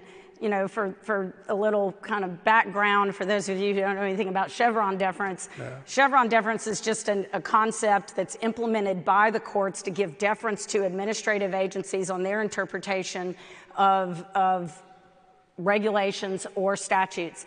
And what the Loper-Bright decision came out and said, and I think there's a companion case that with it, but Loper-Bright is the shorthand name that we use for this decision that basically put power back in the courts to say what the law is. And this is a concept that goes back to Marbury versus Madison, where the Supreme Court said, no, it's our job under separation of powers. It is our job to interpret the law and say what the law is. And so all they did was reset what should have always been the standard, which gives us a chance to go into court and not basically be fighting with one hand tied behind our back already, because the court is going to say, well, if the agency says this is what it means, then we have to give deference to the agency. And now they said, no, you don't have to do that anymore. Yeah. So the courts say what the law is, and that gives us a chance to go make those arguments to a judge and have the judge execute, carry out his job or her job to interpret the statute, and then we can take it up the chain from there and eventually maybe end up in the United States Supreme Court if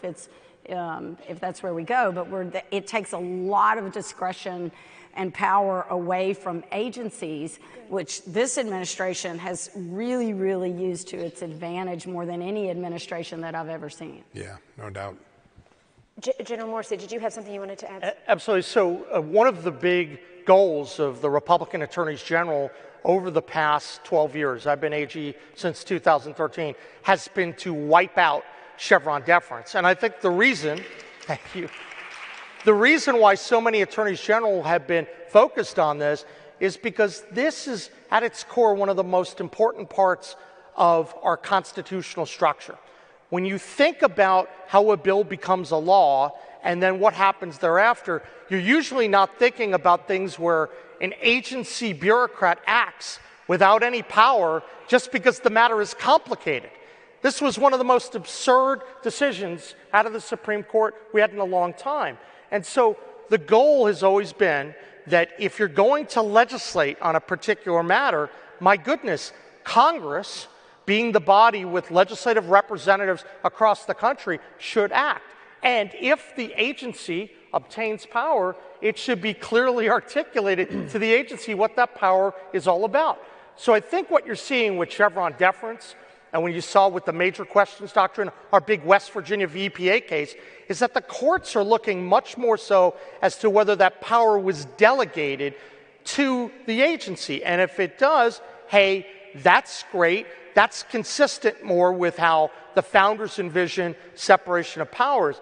But it also means that the little guy gets an opportunity to play, and it's not a one-sided affair, because an individual plaintiff can go into court, and if he has a meritorious case, he gets to proceed and go as far as he wants, and it should be done on the basis of fairness, reading the statute, not just because you're on the government, tie goes to the government. That's not the way it should work. That's not the way it's going to be anymore.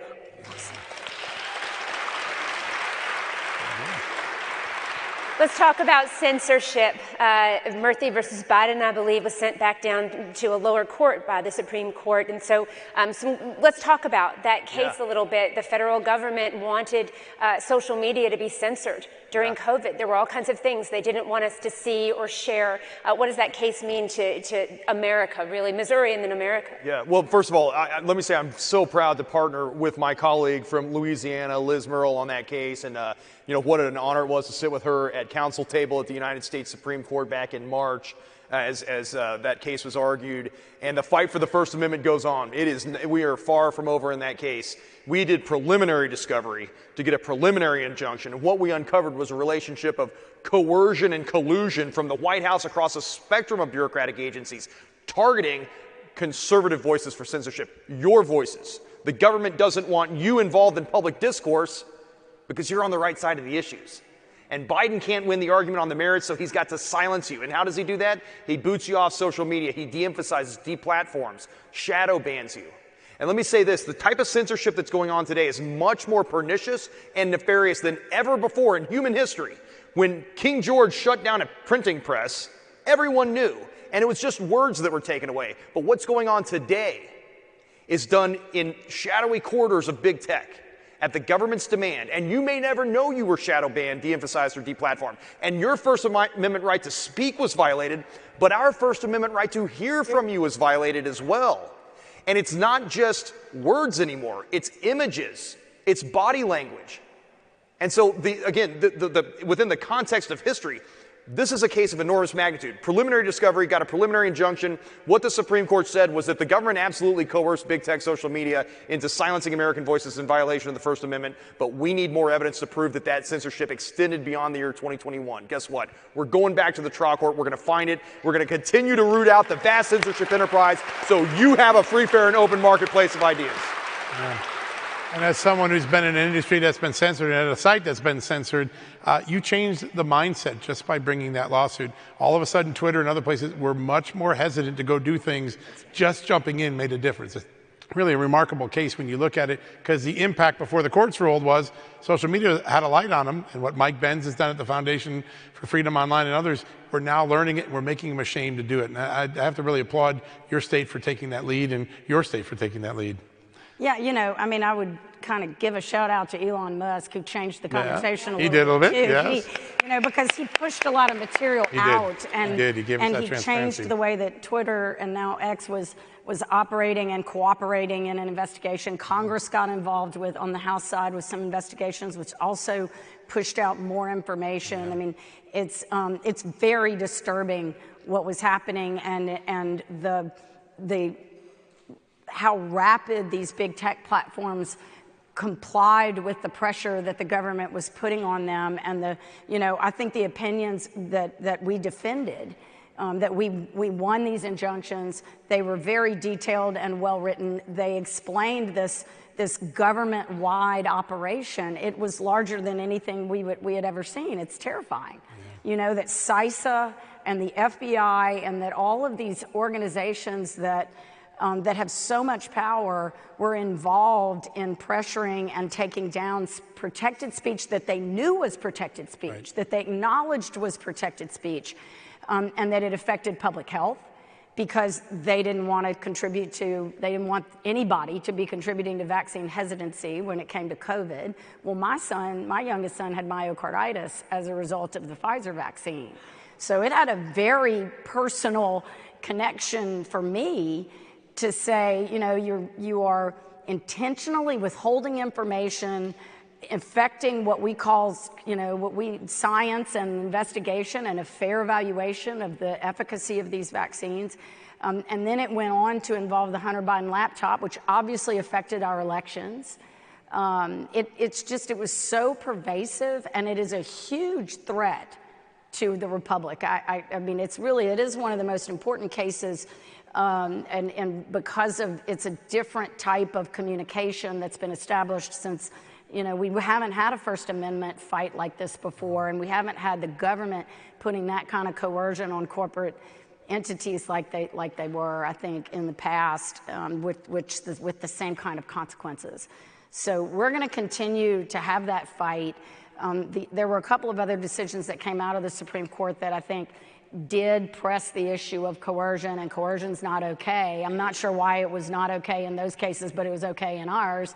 I don't think you can really square that, but we will keep fighting it. And I think the fact that we brought the fight, that we persisted with the fight, that Judge Doty, one of Louisiana federal court judge, allowed us to conduct early discovery, and that was huge for us in that case. I mean, all of those things made a difference, and then other people kind of coming in and helping move the ball made a difference. And so now at least it's out in the open a lot more than it was before. We touched on education a little bit, and we've talked a little bit about how attorneys general are working together across the United States. One of the interesting things about Moms for Liberty has been that what's happening in one place isn't just happening in that one place, right? It's happening in all of your states. And as you continue to look at ways to find solutions to push back, one of the areas that we are concerned about is age appropriateness. America used to understand, we used to all agree that there were some things that were appropriate for kids, and there were some things that were appropriate for adults, much like we used to know what a woman and a man was, right? Two sexes, zero genders, infinite personalities. So the books in the libraries. I would be remiss if I did not bring up, as a final question, the content, the books in the libraries. A book that if I showed a child on a playground, I would be arrested, but can be put in a school and can be shown to a child in the school. And it just seems like such a double standard. And so how has this issue come up in your state, and how are you working to put some guardrails around it? You know, that is an issue that has really struck a nerve. Certainly in our state, it struck a nerve.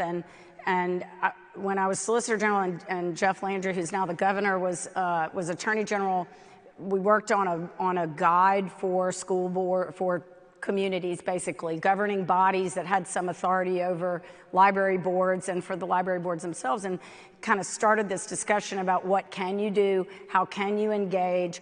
You know, I reacted pretty viscerally to this idea at the very beginning. I thought it was fundamentally ridiculous to say that we don't have any ability to remove a book from the collection if it's a content-based decision. Guys, we've been doing that for decades. I mean, the library, and you know, you can buy stuff on Amazon.com, which you couldn't do in the past before. So you know, libraries used to be brick and mortar with a pretty limited space on the bookshelves. So we move content in and out. They are constantly changing the collection. It wasn't until this fight began where we saw these books and this movement that was coming through the Library Association, that we started to this discussion about can you or can't you remove books from the library, and I was like, of course you can. Well, it turns out there's a Supreme Court case from a while back that says it's a plurality. It's not really, I'm not sure that it's going to survive a new challenge, and I'm happy to bring that case up to the Supreme Court, because I think that it's absurd to say that we have no authority to curate the collection when we have no legal obligation to make it available to begin with. Correct. Very true. And unfortunately, many schools do not have libraries or librarians or access. So we're not talking a lot about what the kids should be reading, right? Instead of a lot of this nonsense. Gentlemen? Look, I think to build on that, all of us have grown up in environments where there are age-appropriate standards for different activities. So if you want to go have a drink of alcohol, there's a particular date that you have to reach. If you want to smoke a cigarette, there's a particular age that you have to reach. I remember growing up that you would have to get permission from your parent if you were going to take aspirin in the schools. Anyone remember that? Yeah. But if you're a little bit older, you remember those facts. So we have to step back a little bit and know that there are appropriate standards to put in place, and most certainly even inclusive of contact. And that has been going on for the longest of times. And you're right, these cases go back decades and decades. So we have to step back and remember there's a long history, because ultimately there's a lot of public money that goes into these libraries, public money that goes into the educational systems as well. And a 3-year-old, a 5-year-old does not operate the same way as an 18-year-old or a 25-year-old. And that's some of the argument that I make when it comes to different issues, not only with respect to the libraries, but a lot of the gender transition and other issues, that 3- and 5-year-olds are not capable of making the same decisions as an adult, and we should not be afraid to say that. Amen. And by the way, they do say that in criminal context, right? I mean, we've had this battleground over accountability in the juvenile justice system, and the whole push was their brains aren't wired the same way. It takes time to get to kind of the same decision-making capacity of an adult, and it really doesn't happen until you're 27. I mean, all of that fight has continued in the criminal courts, and yet when it comes now to our schools and to health, you know, decisions, they're saying that we're going to let children who are 10 years old or 3 years old or 4 years old be making decisions that will change them forever. Yeah. When it's a parental rights issue again, you know, making sure that the materials that your children are exposed to are consistent with your values as parents. I have a right as a parent to have certain conversations with my kids at different points in their maturity. And that's not up to the school. That's up to the parents. And that's codified in Missouri law. It's section 170.015. It governs how human sexuality is allowed and is not allowed to be taught in schools. And it governs what kind of curriculum is permissible in libraries and schools. and there's a parental opt-in or opt-out procedure. And now the left wants to groom children. They want to sexualize children. And they're going to do it in the name of diversity. And as conservatives who support not only traditional values, but also parental rights, we have to have the courage and the bravery to stand up and say, it is not an exercise in diversity to expose our children to age-inappropriate sexual content. And to stand up and say no, and it starts with empowering yourselves at the school boards and using lawsuits and cease and desist letters from the AG's office. You can see a lot of it's an attack on faith too, by the way. I mean, it's, you know, they sterilize those words from it.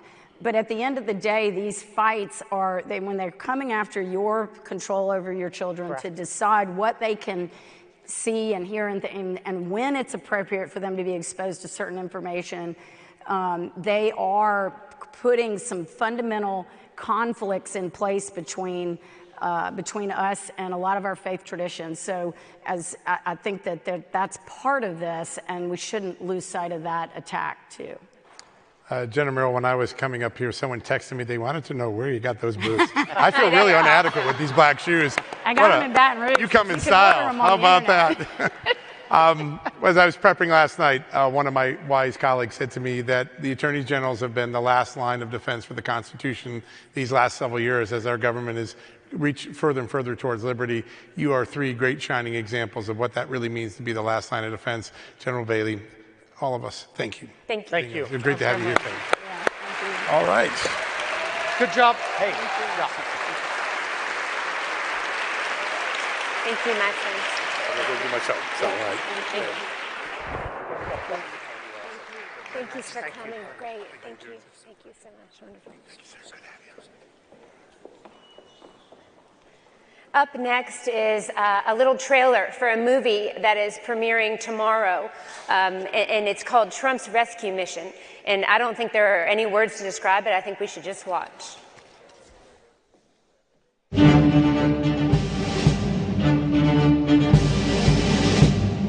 Distinguished guests, the President of the United States. America is a nation that can be defined in a single word. I was going to put him... When Joe Biden came into office, he inherited success. All Biden had to do was do nothing, just not screw it up. We went from safe streets to record crime. Are you for defunding the police? How are you defining defund the police? We went from $2 gas to $4 gas. We are in the longest sustained period of a wrong track number that high in the history of our poll. We went from stable prices to record inflation. Over $1.3 billion. You can't put two sentences together. After I signed the PAC Act, Ketanji drowned Jackson. Putin's kleptocracy. Yeah. He can't find the stairs off a stage when he makes a speech. We have Joe Biden with an open border, a red carpet invitation. If you're a terrorist, come murder Americans here today. Joe Biden came into office and unsecured the border on purpose. I want a number. How many people have you let into this country? You don't know. Does anybody know? None of you know. We're in the middle of a war in this country. It is a war between those of us who love the United States of America and a fringe minority who hates this country and what we stand for. Is the United States safer from foreign terror threats today than when Joe Biden took office? If you took the 10 worst presidents and added them up, they would not have done the damage to this country as Joe Biden has done. Trump handed him an economy on a silver platter. Raise your hand if you think President Trump's policies on the economy would be better for your family. All right, so that is everybody.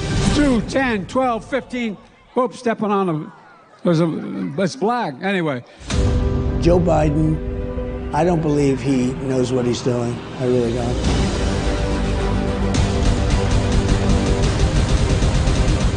The chaotic and deadly U.S. evacuation from Afghanistan stunned Americans and the world. My teenage daughter would have planned a better exit than Joe Biden did. When Putin saw how incompetent we were, he said, wow, I'm now going to go into Ukraine. This is what Russian President Vladimir Putin unleashed on Ukraine. What has Joe Biden done? Allowed two wars to start on his watch in the Ukraine and the one in Israel. It is one of the darkest moments of the Biden presidency to date. It's almost like they intentionally tried to set the Middle East on fire. Hamas terrorists went door to door, slaughtering anyone they could find. We're going to end up in World War III because of this guy. He doesn't know what he's doing. Who are you going to vote for? Trump. And why? I like you guys. I'm willing to do whatever I have to do to save our country and to save our Constitution. He's doing this for one reason and one reason alone, because we are on a rescue mission. Trump's rescue mission, saving America. It's like we drafted a quarterback. $159 billion. And then you realize after 2 games he can't play?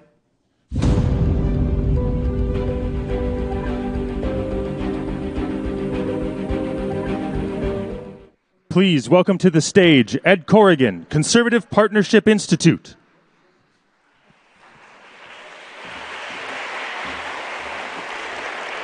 I got to see that movie. That looks pretty exciting. So my name is Ed Corrigan. I'm the president of Conservative Partnership Institute in Washington, D.C. And I've been in politics about 30 years now, doing different things in Washington, D.C., and every cycle is the same thing. We say, oh, we're going to elect the right people. And then, yay, we won. And then they disappoint us. And then the next cycle, we do the same thing over and over again. Every time we go out on the campaign trail, all of these candidates, they sound like Ryan Johnson. They sound like Byron Donalds. They sound like Harriet Hageman, Ron DeSantis, Sarah Sanders. They all sound great. And we're like, oh, this is so exciting. And then they disappoint us. Why does this happen?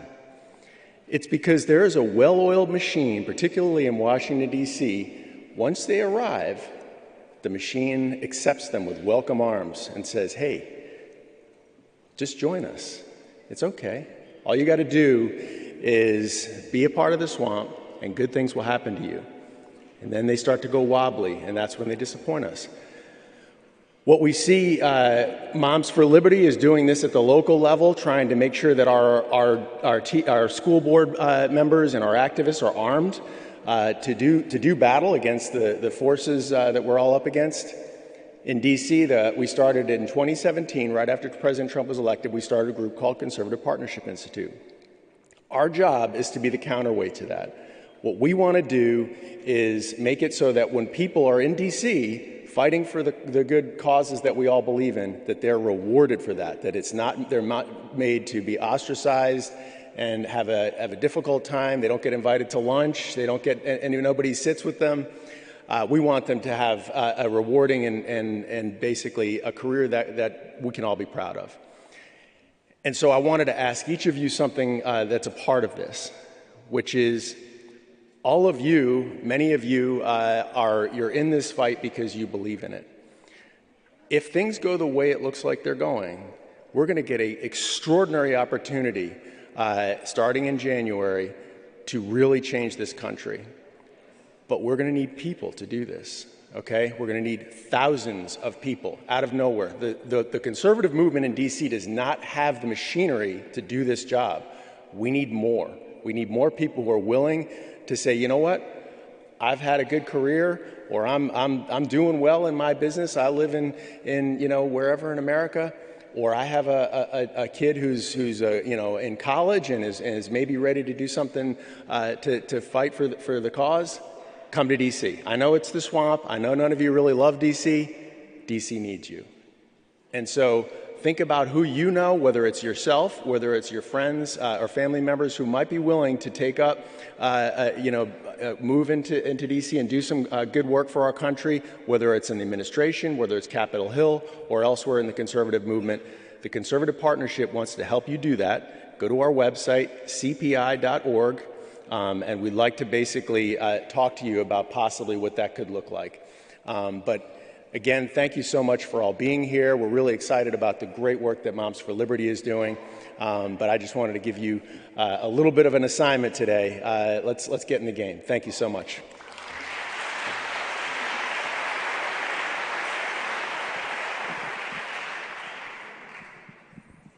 Please welcome to the stage Tiffany Justice and Heritage Foundation President, Dr. Kevin Roberts.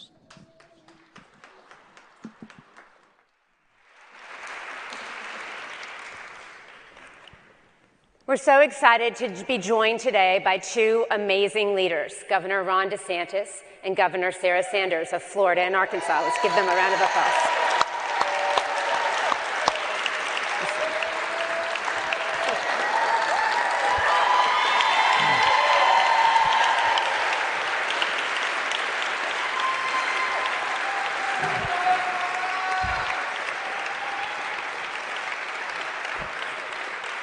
Governor DeSantis is a former prosecutor and U.S. congressman, and with a new bold vision for Florida, he was elected the 46th governor of Florida in 2018, and he was reelected by a 20-point margin in 2022.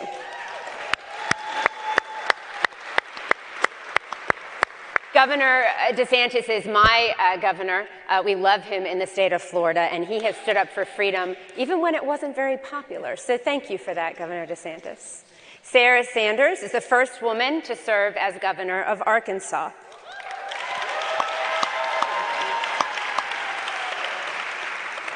Prior to serving as governor, she gained a bevy of political experience working on several congressional and presidential campaigns. And we can all remember when she served as the White House press secretary for President Trump from 2017 to 2019.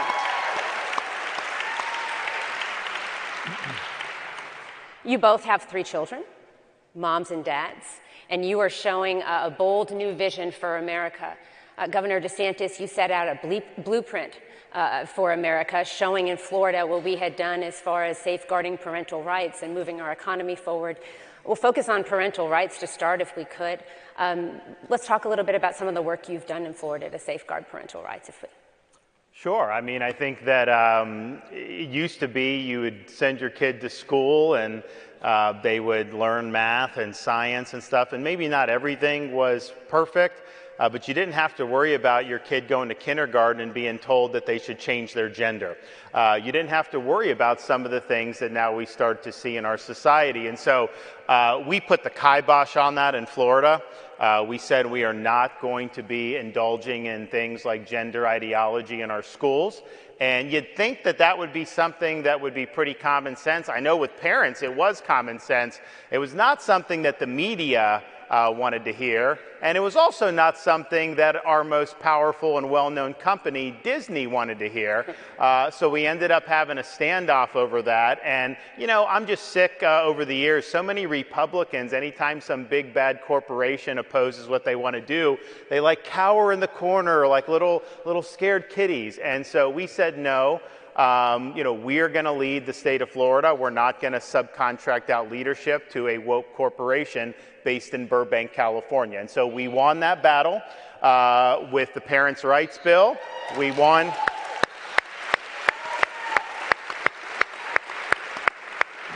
We also won the battle of eliminating all the corporate welfare that they had.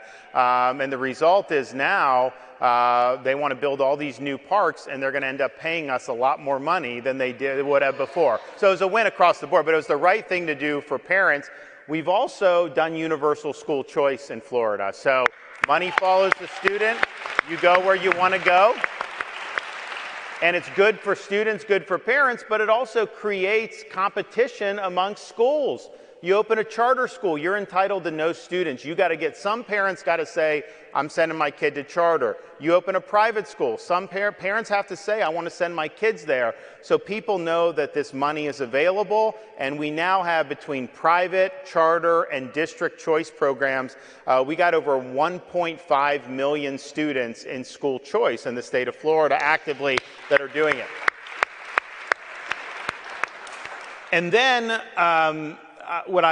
we eliminated CRT. We've done all that. We've done a big emphasis on American civics now in the state of Florida. But I think one thing that kind of gets lost on this, because we think parents are like, okay, kids that are in the home, which is important. My wife and I have very young kids, 7, 6, and 4, so all that is very sensitive to us. But we also recognize that, wait a minute, maybe you get the K-12 schools right. Maybe you are able to do a great job as a parent.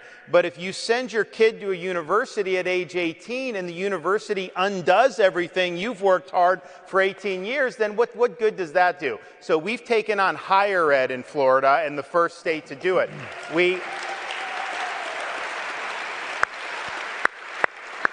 We were the first state to eliminate DEI in our university system. It's really discrimination, exclusion, and indoctrination, and it's wrong.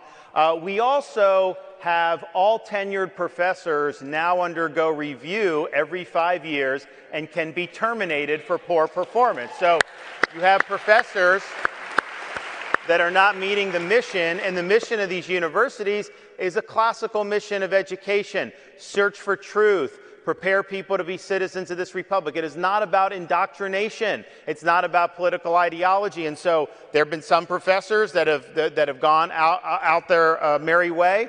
And you know, the media will sometimes be like, oh, there's a brain drain, professors are leaving Florida. Wait a minute. If Marxist professors are leaving Florida, that is not a bad thing for Florida. That's a good thing. So on higher ed, and we've got more that we're going to do. You know, we are going to have. We're ranked #1 public education, higher education nationwide 6 years in a row. But we are going to be known for providing a classic university experience, as our founders would have understood it. When the Hamas started going to campus after October 7th, you didn't see them overrun any of our Florida universities for a simple reason. If one of our universities would have turned into Columbia, the president of that university would have been out of a job the next day. That's just the way it's going to be. We had one of our trustees at New College in Sarasota was being harassed by some of these Marxist students, and so the university kicked him out.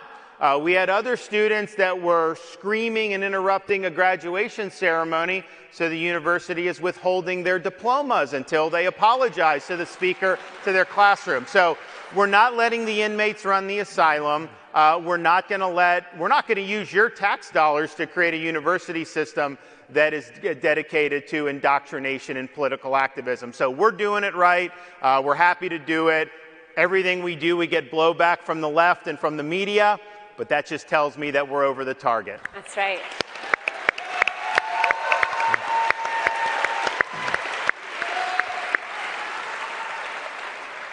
Thanks, Governor DeSantis. You know, as I sit here, I'm reminded by your record of service as governor, Governor Sanders, your record of service as governor, that so much hope exists outside Washington in the states. God bless the two of you and your administrations and your state legislatures for what you've done. As a Southerner, you know, I'm a Texan. It's nice to see. Yeah, you'll forgive that, especially in football season.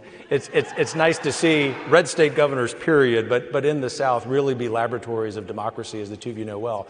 But Governor Sanders, to the point, one of the things that I think we're realizing, especially over the last few days, including among Americans who may not call themselves "quote unquote" conservative, is that we just want to return to normal.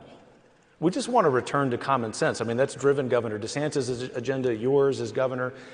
In your expertise as a communicator, now as governor and a policy leader, leaning on some of the successes you've already had in your tenure as governor, what are you hearing out in Arkansas and around the country that are lessons for everyone here online about how to talk about bringing this country back to common sense, whether that be on education or something related? Thank you so much, and it is such an honor to be here and certainly to share the stage with one of my fellow conservative governors, and thank you both for having us and all of Moms for Liberty for not just having this event, but more importantly, the work that you do every single day back in your home states. Some of the most ardent conservative leaders that we have and grassroots activists anywhere in the country, and so thank you for your tireless efforts and the work that you do.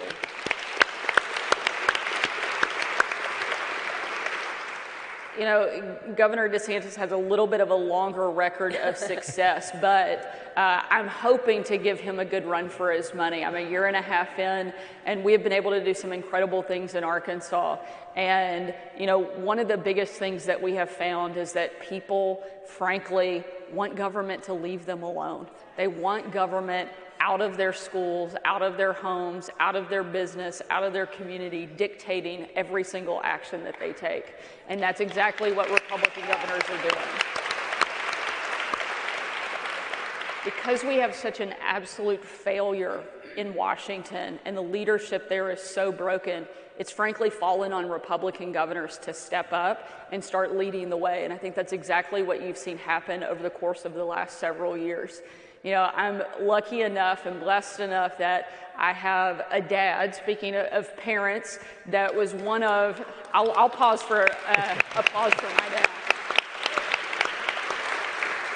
If anybody knows him, if you could report back that I stopped to let him get applause, I would really appreciate that. But I have one of the most remarkable, strong communicators that we've ever seen in the conservative movement for a father, which is difficult because it sets the bar very high, but it also provides a great roadmap on what we need to do and how we can lead our states. And my entire life, I got to hear my dad tell me that being a governor was the greatest job on the face of the planet. And I got to watch him serve the state of Arkansas for almost 11 years in that role. And shortly after I was elected, I'd had a little bit of a rough week, and I called my dad looking for a little bit of advice, and I said, "Hey, Dad, you remember how you told me being a governor is the best job in the world?" And he goes, "Yeah." I said, "When does that happen?" And in a way that only a dad can, he was very candid, very direct. He said, "Sarah, you haven't done anything yet." He said, "Once you do something, you will get to experience why it's the greatest job in the world." And since then, I've had my first legislative session. We were able to pass the most comprehensive, transformative education package, certainly in my state's history, probably anywhere in the country. And now, every single day, every time I'm out at one of my kids' baseball games, a grocery store visit, something, just an ordinary moment, I get to talk with people whose lives are changed because of the work that we're doing. And that's when I got to find out why being a governor is the best job in the world. Because we're not living the dysfunction of Washington. We're actually not just talking about conservative policy, but we're passing it and implementing it and now seeing the fruit of it in our states every single day. I'm proud of what we've been able to do, taking Arkansas from being 48th in the country for teacher pay to top 5 overnight, passing universal school choice so that every student, every family in the state of Arkansas can go to the place where their child can best learn and best be educated. And that's exactly the type of thing that we've seen people like Governor DeSantis do in Florida. I was smart enough to steal his number 2 at education and bring them to Arkansas. I'm sorry about that. So that we can continue to lead the way, and we will do that as conservative governors. It's one of the great things, too, is there is a great sense of camaraderie and ability, to your point, to have a laboratory of democracy in our states. And we're going to continue leading the way. And thankfully, in November, we will have somebody in Washington that will help us clear that path on the federal government, because we're going to take back the White House, we're going to take the Senate, and we're going to take the House. And you're going to see Republican victories everywhere. So we've talked about some of the wonderful things that you guys are doing. Let's talk about some of the other things that are happening around the country that aren't so great. I have a good friend who lives in California. She always says to me, "Tiffany, California isn't Vegas. What happens here doesn't stay here." We've learned that now, right? Some of the worst policies hurting families and children are coming out of California. Governor Gavin, if his lips are moving, he's lying, Newsom, just signed into law AB 1955, which says that school districts cannot tell parents if their children are struggling with gender confusion while at school. Governor DeSantis, we'll start with you. What were your thoughts as Governor Newsom signed that horrendous bill into law? Well, honestly, I wasn't surprised. I assumed they had already done that. I mean, I did this debate with him last fall, and he was trying to say that California respects parents' rights. And I said, well, that's interesting, because you have a policy where minor children from other states are allowed to travel to California behind their parents' back and get gender transition hormones and surgery. How the heck is that respecting those parents' rights? So this is something that is, I think, par for the course there. And why are they doing this? Because they view ultimately the state and the state-imposed ideology to be supreme. And so if you as a parent want to raise your kids in a way that departs from that state-mandated ideology, they're going to claw back your rights and your privileges to do so. So this is what the left wants to do. Whatever's happening there is likely going to happen in other states. Now, we do the opposite in Florida. We don't allow schools, to do that. That's just inappropriate. Are we doing so well in reading and math and science? Are these schools performing so well that they can dabble into like doing all these? No, it's not appropriate to be doing. It takes away rights of parents, and so we don't stand for it in Florida. But this is the future. If we don't get this right. So I know a lot of the states, we fought back against it, but in a lot of these blue states, this is going to become the norm. We also in Florida, we prohibited the gender surgeries for minors. There's people getting rich off this they're lining their pockets. Some parents, I think, may be, really nuts on some of this, but I think a lot of the parents are confused, and these doctors are pushing this stuff on the parents, telling the parents they have to do this, and so a lot of it's under duress. So we stopped that. We had a liberal judge strike that down. We'll win on appeal. This is what we do in Florida. We pass policy, the left finds a liberal judge, they sue, we lose in that, and then we win on appeal. So that's what will end up happening here. And ultimately, I think the Supreme Court is going to have to take the case on all these different issues, because it's going to continue to be a flashpoint in our society. We got it right in Florida, but not every state is getting it right.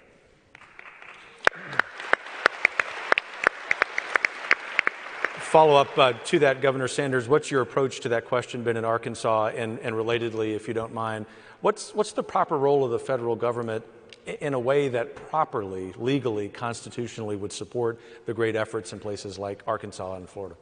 Well, we certainly believe in states' rights and the ability for states to make decisions.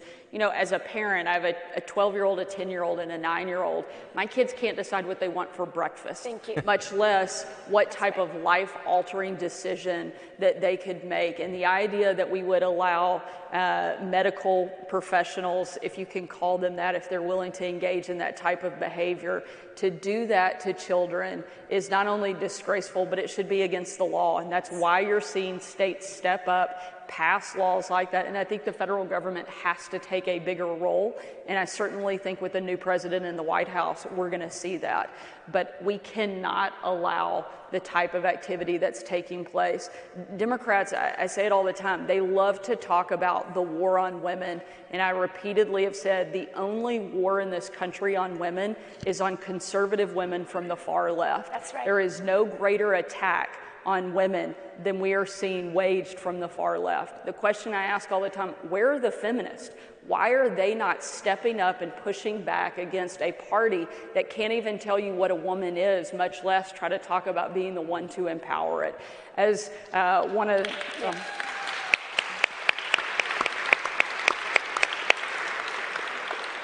The idea that we're going to allow Joe Biden to make these type of decisions is something that we simply cannot sit back and allow to happen. I think it's one of the places and one of the reasons that you're seeing Donald Trump's numbers skyrocket over the last several months is people are sick and tired of the type of activity that's taking place at the hands of this administration. And so states certainly have a role to play, but I also think the federal government needs to step up. In Arkansas, when the Biden administration pushed out what they thought were going to be kind of the new dictatorship on Title IX, we announced that Arkansas simply would not comply, and that we will not allow the federal government to come in and tell us that they can take over women's sports, that they can take away women's opportunities and scholarships, and if they want to sue us, so be it. But we are going to be on the front lines fighting back and protecting women in our state and helping lead the fight across the country.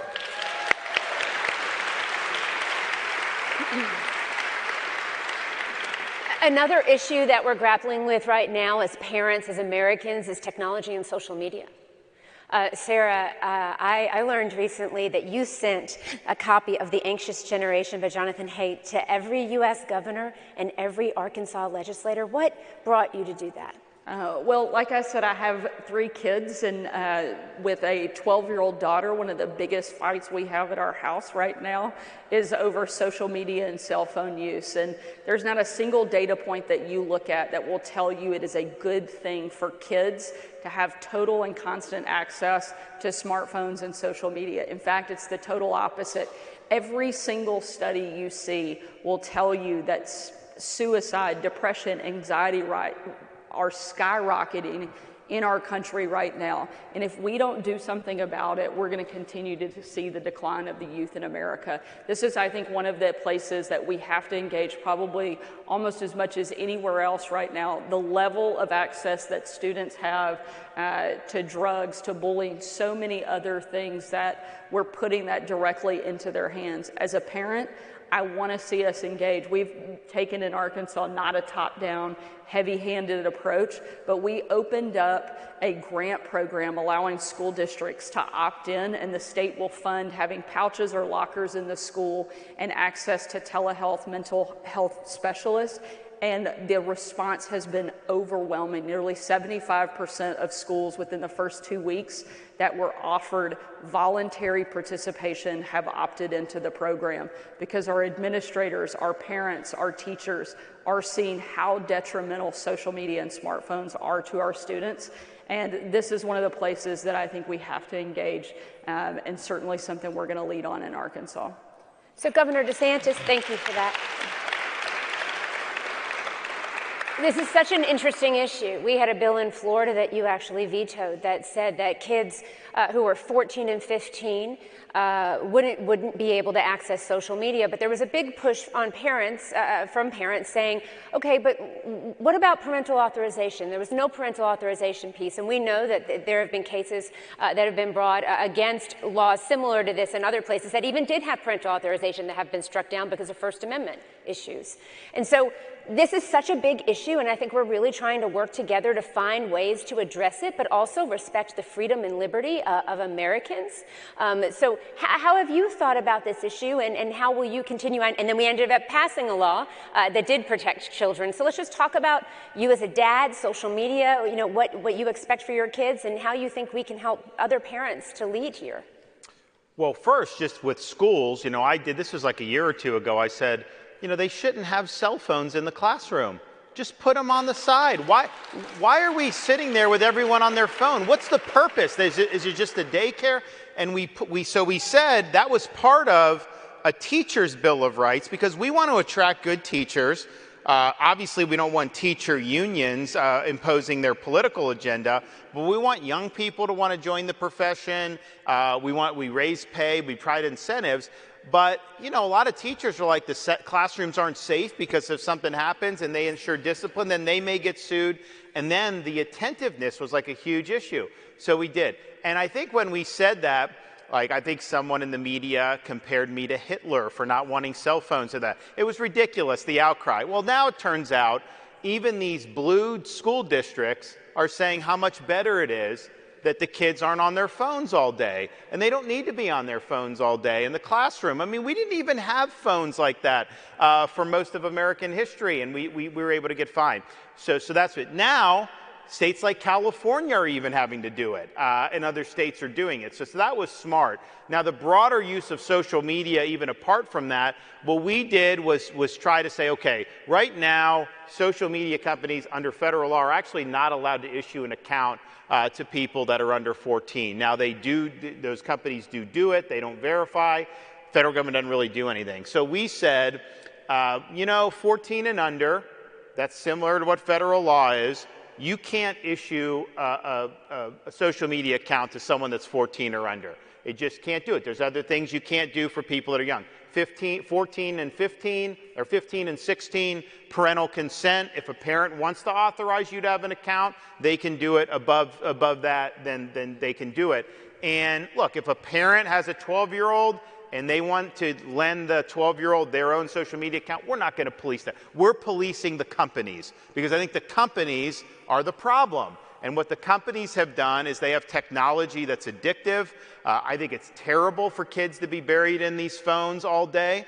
They should be outside. They should be doing other things. So that's going into effect this year. Obviously, it's going to be litigated, but we did the social media. We were the first state to do protections against social media censorship for individuals because they can kick you off social media because you're conservative. They wouldn't do that if you're liberal. So we just tried to provide protections. It got struck down in the lower courts. It went to the Supreme Court. They sent it back because they said the courts made mistakes. So we'll see what happens there. But these things are going to get litigated. It's very hard. But here's the deal. Is social media a net positive for children? No. Social media is clearly a net negative. And I'm not going to say that's 100% negative because there are good things you can do, sharing moments and things like that, sending videos that are in good. There's positive that can come of it. But the negative far outweighs it. And so I think what we're trying to do is really help parents navigate this. And so I think it'll be easy for a parent now, if a 12-year-old's like, I want Facebook or I want this, they can say, no, they're not allowed to issue you an account, don't. And then if they get a little older and the parent wants to do it, they can make that judgment about whether they want to or not. But social media has been very, very harmful to our youth. It's intentional. These companies are profiting from it, and our country is suffering because of it.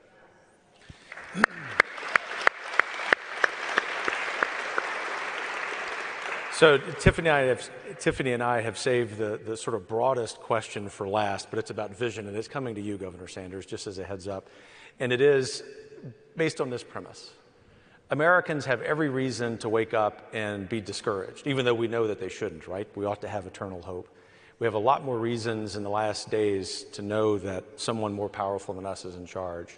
But I encourage conservatives and Americans around the country not to focus on the worst case scenario in terms of policy and politics, but on the best case scenario. Moms for Liberty, I think, is the great entity promoting that.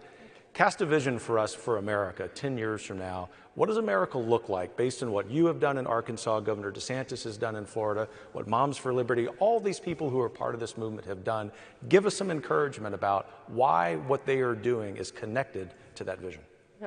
I think the really simple answer is that even on our difficult days and when you turn on the news, it can be very easy to get discouraged. But ultimately, and at the end of the day, I think the thing that we have to remember and hang on to is no matter what, America is still the greatest country that the world has ever known. And there is great confidence and hope in that. One of the most powerful moments during my 2.5 years at the White House was getting to travel with the president, and I had the opportunity to go to nearly 24 different countries. And on those, every experience is a little bit different, but certainly one of the most memorable moments, not just of that time, but probably my entire life, was on a trip that I had the opportunity to travel with him. And I know you've heard this story, to Iraq at Christmas. And it was literally Christmas Day, and I had just finished up the chaotic day of Christmas with my 3 kids, cleaning up wrapping paper that had been shoved into every corner of our house, when I had to leave our home, unable to tell my own kids where I was going because the place that we were headed that night was so dangerous. They didn't want anybody in the world to know that the President of the United States would be touching down and spending his Christmas there.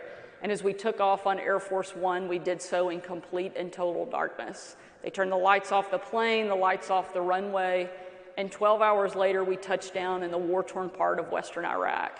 And when we did, once again, it was in total darkness, except for a dining hall that had a little bit of light coming from it. And the reason you could see light as we touched down from that dining hall was because hundreds of troops had packed into this little compact space, thinking in that moment that they were going to have dinner with senior military leadership that had gathered to celebrate the Christmas holiday. They had absolutely no idea that the President and First Lady were about to walk into that dining hall. And when they did, I got to witness, frankly, a sight and a scene and a sound that I know I will never forget. Each of these troops coming from literally all different parts of the country, all political backgrounds, every race, every demographic you can imagine, packed into this one room. But in that moment when the President of the United States stepped in, they shouted and chanted in perfect unison over and over and over again, USA, USA, USA. It was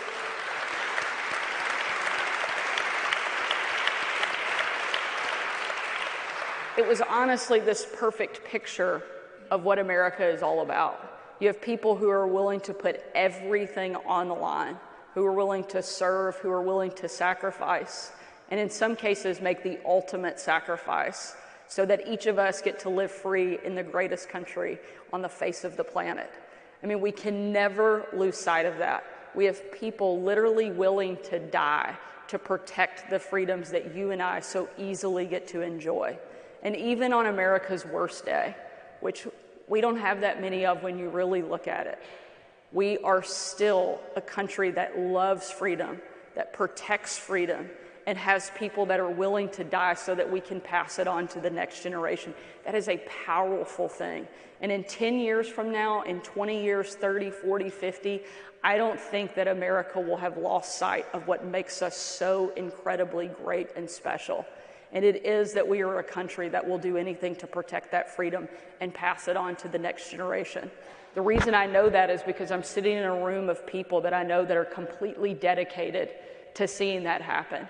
And I get to interact with those people every single day in the state of Arkansas and all across this country. People who understand what makes America unique and will never let us lose sight of it. So thank you for the work that you do in helping in that.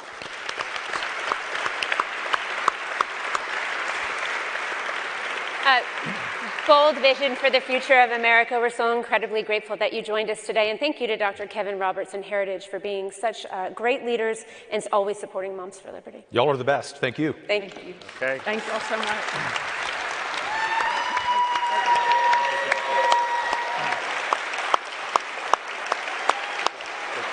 Thank you so much. Thank you so much. Thank you, Kevin. To help close us out today, Vivek Ramaswamy has joined us. A little surprise. So I actually had the honor of going out to host a town hall for Vivek in New Hampshire. It was one of my first times in New Hampshire, and he was running for president. And to see a young man who has a wife and 2 young kids out on the campaign trail willing to serve our country was inspiring. And Vivek will share a few words, and then we'll close out. Thank you.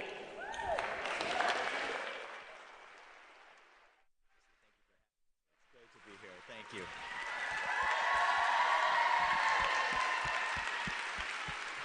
Good to see my Moms for Liberty here. Love it.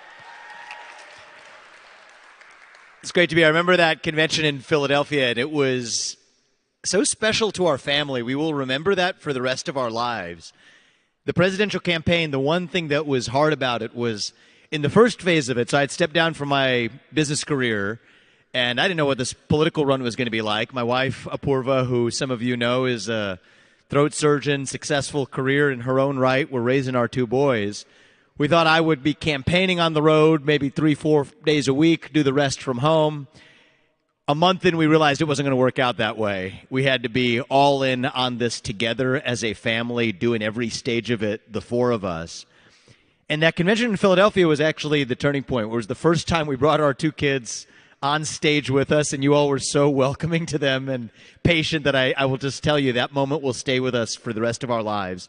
And I'm so grateful for every mom and every dad and every parent who cares about actually passing that American dream on to our kids. I'm not going to peddle fake optimism. The American dream is not alive and well right now. It is alive and hanging on for life support. It's not morning in America right now. But I believe it can be, actually. What happened last Saturday night could have been a national tragedy of historic proportion. Could have been a tragedy for the history of the world in a scale we haven't seen in this country. But I believe we were given another chance to take a step back and ask ourselves who we really are, not as Republicans, but as Americans. And the way I think we're going to be successful, not just in winning this election, but in reviving this country is less, actually, by focusing on the other side. I know we've talked a lot about it today. You all have talked about it. I've been focused on it. Making sure that we protect ourselves against the left-wing woke indoctrination and poison that's infesting the minds of our children. And that is important and necessary work as a first step. But where do we go from here is the other side has the plot missed. We have to ask ourselves who we are and what we actually stand for. See, the other side will feed our kids race, gender, sexuality, and climate. And we got to stand up against that. But we have to offer an alternative of what we actually want them to know, to grow up in and value the individual, family, nation, and God. Beats race, gender, sexuality, and climate if we have the courage to actually stand for our own vision. Answer what it means to be an American in the year 2024. What are the actual values that bind us together? We've been so taught to celebrate our diversity and our differences that we forgot all of the ways that we are actually the same as Americans.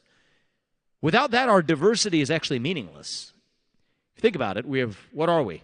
Without that common thread that binds us together, we're really a bunch of different looking two-legged higher mammals with a bunch of different shades of melanin, walk in some geographic space that we call a country, doing what our iPhones tell us to do on a given day.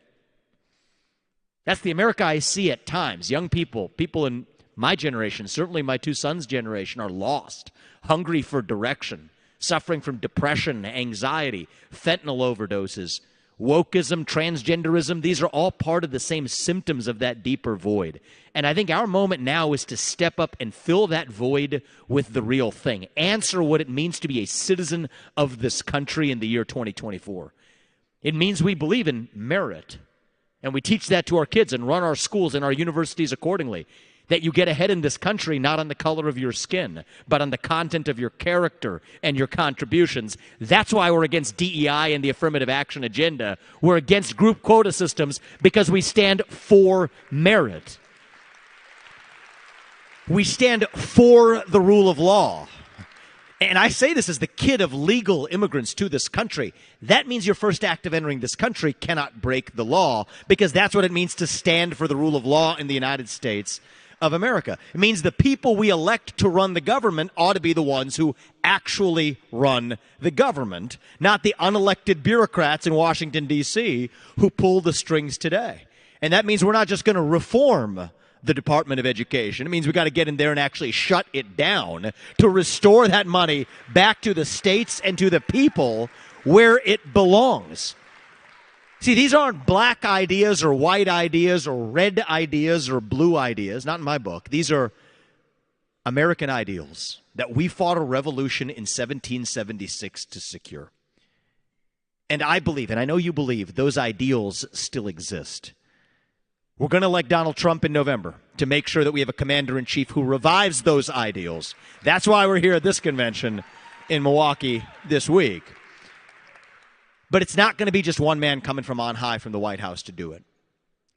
If we are going to be saved, it is going to be because we save ourselves. Every one of us has to step up and do our part. I'll close on a note remembering our founding fathers and the sacrifice that they made in 1776. There were 56 men who signed the Declaration of Independence. We celebrate them. We don't often ask what actually happened to them at the end of it. Of those 56 men, 12 of them had their homes ransacked and burned to the ground by the British. 5 of them were captured and tortured by the British until their deaths. 9 of them died in the Revolutionary War. 3 more of them had their own kids die in the Revolutionary War. They knew the sacrifice they were making. They weren't doing it for them. They were doing it for us. So 250 years later, we could still live in a free country. And I think we live in one of those moments today. I think it is a 1776 moment in the United States of America. 2024 is our generation's 1776. And it's up to every one of us to look ourselves in the mirror. And as I know this group does, and that's why it was so important for me to be here today. I know how Moms for Liberty has fought against the antibody response the system has had against your work, but we require you to continue doing it because our country requires it to survive another 250 years yet to come. So look yourselves in the mirror when you go home after this trip and ask yourself, what are your God-given gifts, and how are you going to use those gifts to do what is right in the short time that we're given? It was 56 men who signed the Declaration of Independence. I think it will be moms across this country who sign our new Declaration of Independence in the year 2024. And if you all do it, I promise you, Donald Trump's going to do his part. I'm going to do my part. Every one of the people on this stage who you've heard today are going to do their part. But if you all do your part, then we don't have to be this nation in decline that we've become. We don't have to be at the end of the ancient Roman Empire as we're taught to believe.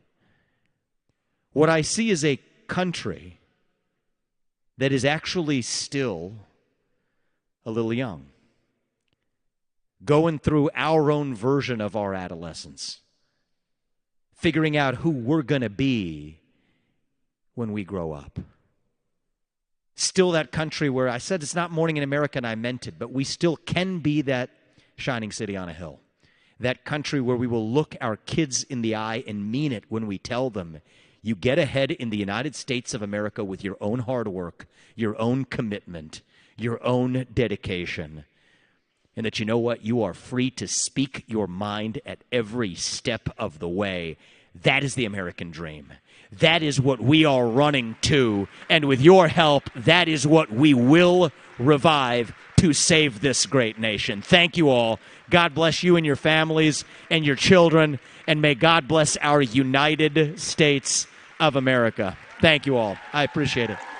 Thank you all. Thank you. Thank you. It's good to see you.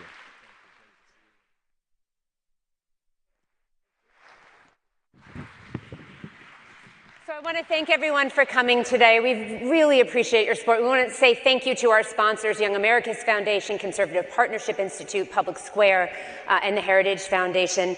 I'll close with this. We are joyful warriors. Please remember this in this fight. It would be really easy to be angry sometimes, but we need to keep a smile on our faces and we need to show the way forward for our children. We're going to close today with a really special treat. There's a young man here who's going to play some music for you. He's going to play God Bless America. His name is Aiden Muse, and he plays the banjo. He is an award-winning banjo player and performer from Twin Lakes, Wisconsin. He has earned first and second place titles at the East Troy, Wisconsin Bluegrass Festival Banjo Competition and was awarded a Blue Ribbon and Kenosha County Fair Merit Award for Musical Performance in 2022 and 2023. Aiden's story was also featured in 2023 on CBS. Thank you, CBS. Sometimes you guys do great work. More of that. Please give a warm welcome to Aiden, who is going to conclude our town hall with his rendition of God Bless America.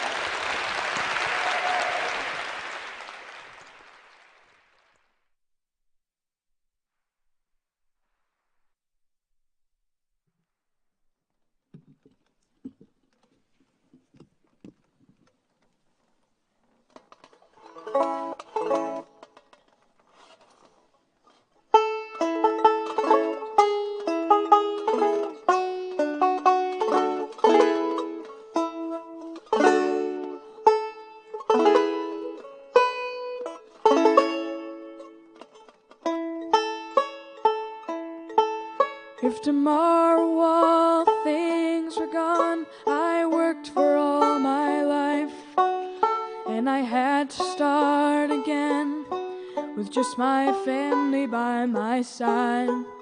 I thank my lucky stars to be living here today, 'cause the flag still stands for freedom, and they can't take that away. I'm proud to be an American, where at least I know I'm free. And I won't forget the men who died to give that right to me. And I proudly stand up next to you and defend her still today. 'Cause 'cause there ain't no doubt I love this land. God bless the USA.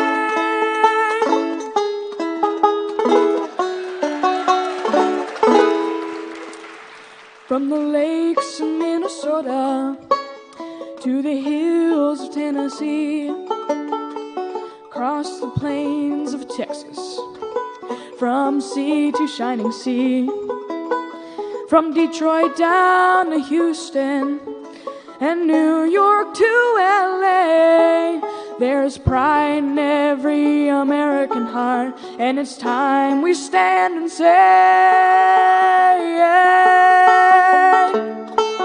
I'm proud to be an American, for at least I know I'm free. And I won't forget the man who died to give that right to me. And I proudly stand up next to you and defend her still today. 'Cause there ain't no doubt I love this land. God bless the USA.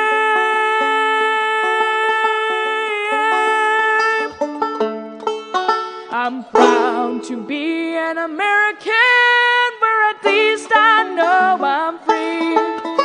And I won't forget the man who died to give that right to me. And I'll proudly stand up next to you and defend her still today. 'Cause there ain't no doubt I love this land. God bless the USA.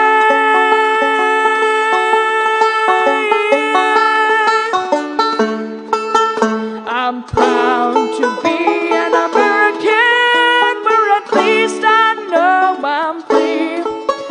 And I won't forget the man who died to give that right to me. And I proudly stand up next to you and defend her still today. 'Cause there ain't no doubt I love this land. God bless the U.S.